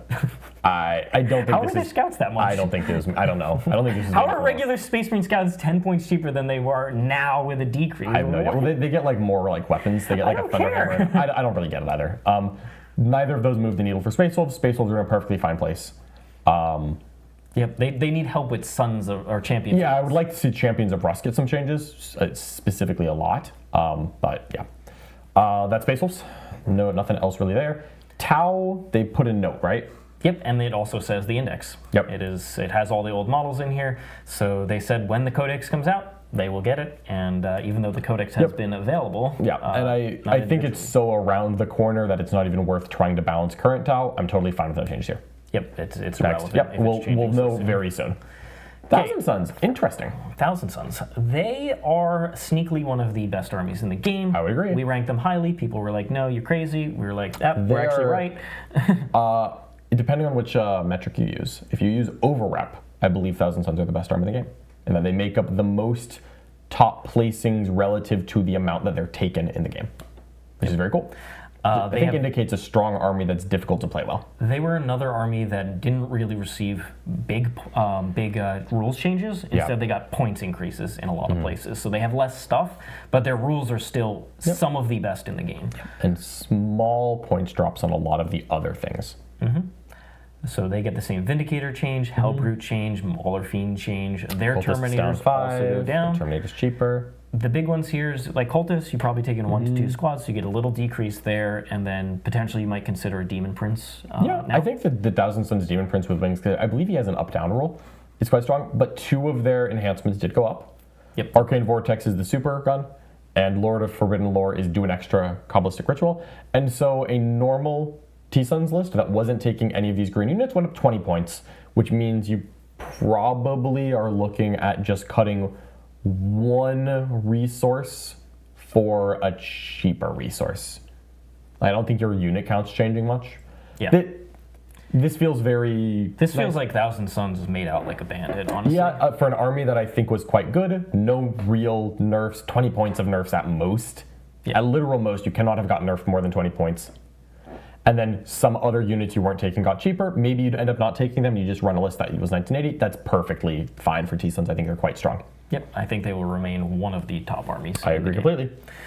Okay, moving on. There's only a few left. Codex Tyranids. Codex Tyranids! This is for me. So, we've got a lot of things going cheaper. Barbgunt's down 5. They started at 50, went to 55, went to 60, now are back at 55. I think 55 is a great place for them to end. Gargoyles, the only red line, up 5 per increment of 10. Very minor points change, but it is certainly felt if you were taking multiple gargoyles, like many people were, myself included. Hive Guard, down, which is good. They received a points nerf the last time when they were like literally not being taken, which is very funny. Hive Guard are still not being taken. That's fine. Lictor down 5 points. The Lictor was one of my sneaky favorite data sheets I wasn't taking a lot of, and so I'm happy to see a very small points drop. The Psychophage is down 30, I think. I believe it was 125, and I believe we're at the point that you can just take several Psychophage. At the end of the day, what a Psychophage is it's a Rhino with a 5-up Feel No Pain. And instead of having a transport capacity, because its combat is barely more impressive than a Rhino's, instead of having a transport capacity, it is an aura of 6-up Feel No Pain. And for 95 points, I am begrudgingly forced to admit, Psychophage ain't bad. 30 points cheaper is the point where I'm comfortable saying, Psychophage ain't bad. Now, the Psychophage is tied to the Assimilation Swarm detachment, where it gets the most benefit, and if you are taking Assimilation Swarm, I think you windmill slam 3 of those into the list, no questions asked. In an Invasion fleet, maybe it's cheap enough to just use it on what it is. In Synaptic Nexus, I think I'd be very happy to pay 95 points for that. Just getting 6 of Feel No Pain on things that aren't going to have Feel No Pain. I think I would be very happy to pay for a Psychophage there. That's a real one. What else got changed? The Swarm Lord. He did get cheaper. It was by a pretty decent amount. It doesn't move the needle though. The Swarm Lord is unfortunately now like almost the same cost as a Hive Tyrant while still being a mile worse. He's so cool. He's so cool. He is a non-starter. Poor Swarm Lord. Complete non-starter. Tyranid Warriors. Ranged bioweapon ones got a lot cheaper. They're now 65 for 3. That is super cheap for just 3 bodies. Not bad. I still think that data sheet is kind of terrible. But the melee ones also got cheaper. And each of these got 10 points cheaper per 3. So a unit of 6 in either case went 20 points cheaper. This is another data sheet that I think was not bad like a Psychophage, even though a Psychophage is not bad, and that it's only good when it's super cheap. Warriors had potential cost too much for their defense, and their offense was not quite reliable enough. 20 points cheaper is real. That is very very real. And there are several detachments. Again, I think the Vanguard and the Assimilation Swarm that actually want to take melee Tyranid warriors. I had taken them previously in my Synaptic Nexus list, and they got cut because they just weren't doing enough. But nice to see that. I think the two more changes. Tyrant Guard, 10 points cheaper. Tyrant Guard are big and thick, and 10 points cheaper is nice. They're like toughness 8, 4 wounds, the 3 up save. Like T8. Yeah, it's like T8. Again, we might be crossing the line. A Tyrant Guard is terrible for its role. But you might be getting over the line now where a Tyrant Guard points 4 wounds might be worth taking. Because if you just say, hey, 3 Tyrant Guard is 12 wounds at T8 with a 3-up save for 85 points and it's nothing else. Can you 5 Athena paint them in Invasion? Yeah, anything can get the stratagem. Yeah, So you could do it there instead. So you could take 6 of them and just jam it forward and say, instead of a Maleceptor, here's 6 Tyrant Guard. There's no character attached, because why would I do that? They don't provide a benefit for doing so. So here's just 6 Tyrant Guard. They're going to go touch the center. If you bring out a lot of shots, I'll pull the guy off the objective and sit behind the wall. I won't res him, I'll just pull him off. Out of all the data sheets, this doesn't get a benefit of characters in there? Oh, it does benefit the character. Oh. The attached character to Tyrant Guard has a 5-up Feel No Pain while there's a Tyrant Guard alive. Okay, so it's like the cybernetic data smith in the robots. You get, yes, against specifically precision because he can't tank. Their data sheet rule is non-existent. It's just a brick of stats that is way worse at melee than you remember it being. And it wasn't that great before. Finally, Zoanthropes. Zoanthropes started at 90 per 3, went up to 110 for 3, and are now down to 100. I bluntly don't think it's enough, but it's nice. There are occasions I did run them, I cut them. I don't think that those points changes are enough for me to put them back, honestly. But I did run them, I tried them. The reliability was the problem, not just the points, like the data sheet just wasn't doing its job. Yeah. And like 200 versus 220 is not so different that I'm willing to let it do its job worse than I want it to. Still, there are some detachments, actually I think the Vanguard likes 1-6 man Zoanthrope that will benefit from this. So at its whole, I'm going to be really honest. I think the best Tyranid lists in the game are now playing 1980 instead of 2000. And that's it. Because of the gargoyles? Yep, gargoyles went up a little bit. You fiddle your list around. I have already made changes to my invasion fleet list where I had 1 Lictor and 3 gargoyles. So I went up a net 10 points. To make those 10 points work, I'm going to cut a gargoyle squad and put in a 75-point resource, probably a Ravener squad. And I'm just going to say, hey, I'm playing 1990 now. And I'm going to move on with my life. Wow. But I do think that Tyranid build C and D, which would be like Vanguard, kind of Assimilation Swarm. I don't even know if that's build D. Some Synaptic Nexus builds did get a little bit better. I think a Synaptic Nexus you could build probably in Nexus. I'm willing to put the Zoanthropes back. And then I think Psychophage Nexus is quite interesting. And so I think that this has helped to build the diversity of Tyranids a lot. But Endless Swarm, strictly worse, even if not by much. Just Gargoyles went up a little bit. They've now got 30 points to find, cut a pirate or 4, and move on to life. Invasion Fleet, you lost like 15 points. Downgrade a thing to another thing, move on with your life. It's a little disappointing to me because I feel like Tyranids are below the waterline, where Tyranids are not so bad that you can't make them work, but I personally feel Tyranids need a small amount of love. I would have loved not seeing the Gargoyle change. And fair enough, you don't buff the current best Tyranid builds, but the current best Tyranid builds aren't having much of an impact. This feels like the AdMech changes where it's like token changes elsewhere. But we were better off than AdMech, so I don't want to compare myself to you. Yeah. Because that would be impolite to you. We were better than AdMech. But you're like slightly worse out of nowhere for like no reason. Like the real thing is that I genuinely think that the best Tyranid list is worse now than it was yesterday. Because I think the best Tyranid list is running the Invasion, and again, the Endless Swarm, or Invasion Fleet, because right now that's the debate. I think the majority is towards Swarm. I personally prefer Invasion Fleet, because I'm a special snowflake that likes old mana. But like either way, the best 2 Tyranid lists are worse today than they were yesterday, and I don't think that any of the builds that got better have passed that at all. Yeah. And so now we're like, okay, a 44% win rate army got very mildly worse, and I'm just like, why? Yeah. Like, not enough. Again, I'm probably going to have about the same success and win the same games that I would have won before. The couple of games where I don't have Gargoyle 3 and I have a Ravener instead, maybe I'll score 3 extra secondaries one time because I use an up-down. Maybe I'll contest 1 less primary and be a little sad. and I'm going to move on with my life, and it'll probably play about the same way in a meta that is mildly changing. I just don't see the reason. I was really hoping that some of the armies like Admech that had some builds that could do okay, but were relying on spamming a couple of data sheets.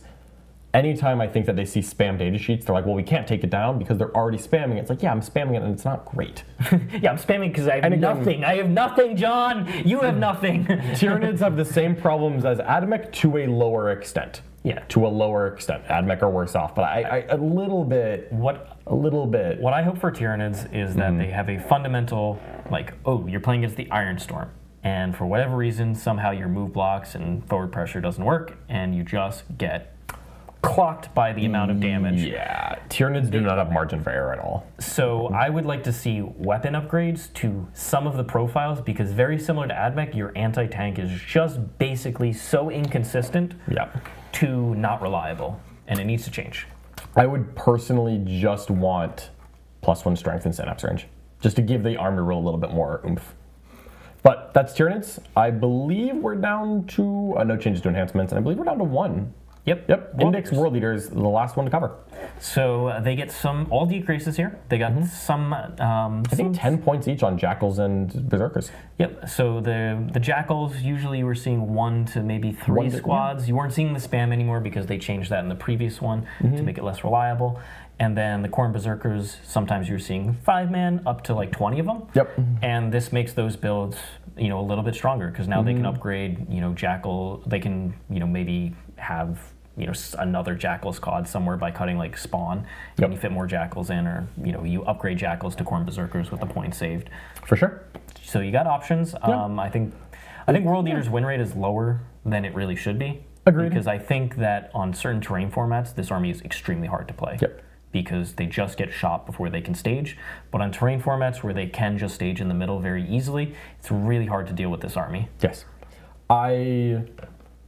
I want to see fundamental changes to World Leaders that we're never going to get in a balance slate. I really am excited for the World Leaders Codex, because I want them to function a little differently than they do. For where World Leaders are only getting points changes, I think this is great.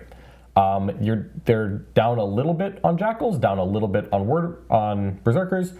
I think neither of those units are oppressive. No, neither of those units are oppressive. Terminators went down as they always did. Mallerfiends the Halbert went down as they were everywhere. It's an awkward thing where, just due to the way that World Leader data sheets are structured, one of our good friends, member of Art of War, Anthony, his list went from like 1995 to like 1960 or something. I think he gained like 30 points of Berserks and 10 points of Jackals, and he got 40 points. And there's a very awkward thing where I have no idea what you do with 40 points in World Leaders.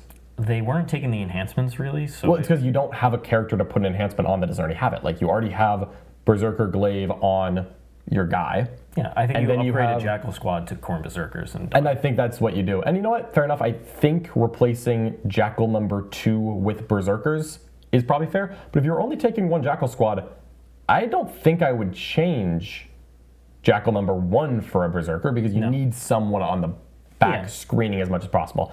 And and maybe 1995 goes to 1955 and you keep playing Warhammer. That's kind of funny, honestly. I'm sure he'll find something creative to do with those points now that we have the update, and I'm sure once he's got a little time. But it's a weird thing where not enough dropped that I know how to add something to the list. Maybe you can replace a Jackal with a Berserker, move things around slightly. Terminators at 180, I know they hit hard. I think World Leader Terminators I don't know how they compare to 8-bound enough that I would say, oh, just upgrade a 3 8-bound to a 5 Terminators. I'm not sure if that's right or not. 8-bound are significantly better. That's my understanding as well. So I don't know but only drops, no nerfs. Yep, no nerfs. So an army that was strong in the hands of great players is still going to be very strong and still do well out there. And I expect to see them, do a little better. Yeah. So good news if you're a World Leaders fan. Good news for World Leaders. That is the end of the document. So it's so hard to give a reaction to this. Like, I don't know what to think. So there is a lot of things here that are good. Yep, there's a lot of good things. First of all, that they actually are caring about internal balance, Yep. and especially on units that fit into specific detachments that aren't really seen. They did do a targeted set of buffs to those type of units, which is good, because that is, without changing those detachment rules and making them a lot stronger, you're kind of just stuck there playing your favorite detachment, but really inefficiently. So points decrease is really the only way to do it. On the other hand, what got changed between book to book is wild in terms of what the decisions were. It is shocking to me that several armies that are like mid-tier but have some really bad units didn't get any changes whatsoever, when the whole trend of this seems to be fixing internal balance. Yeah. You ignore some factions, that doesn't seem correct. On the other hand, I think the best armies in the game didn't get nearly enough.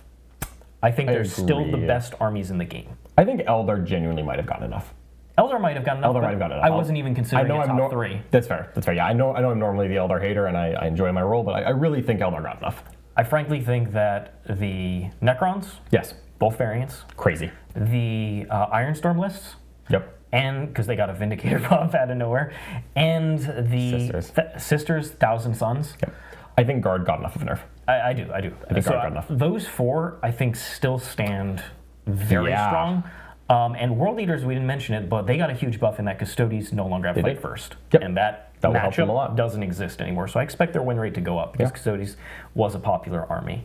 So I don't think that this really does enough to the best armies. I think they needed to legitimately lose a real unit for most of them. Most of those armies got an increase of like 60 to less than 100. And I don't feel like that was enough. I think they needed in like the 150, and Necrons probably needed in closer to the 200 point range. I agree completely. It does feel like that some of the top armies got away relatively unscathed. Because Necrons are worse today than they were yesterday. Totally fair. But like so are Sisters, so is Ironstorm a little bit.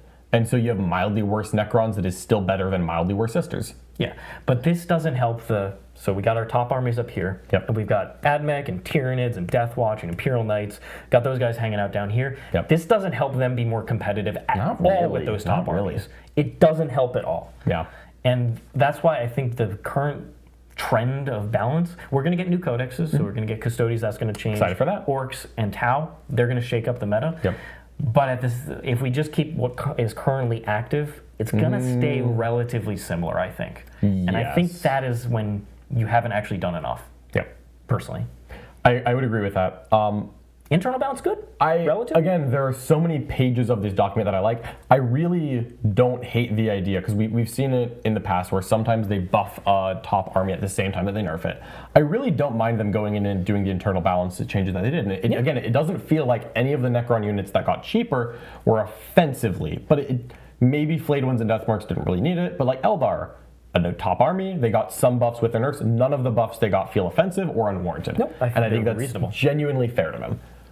It's the difference between the treatment of Eldar and the treatment of Drukhari, where I can totally get how they made every single Eldar change they did, but it feels like they had a very long meeting where they assessed all the Eldar units and they came to those conclusions, and it feels like no one even mentioned Drukhari.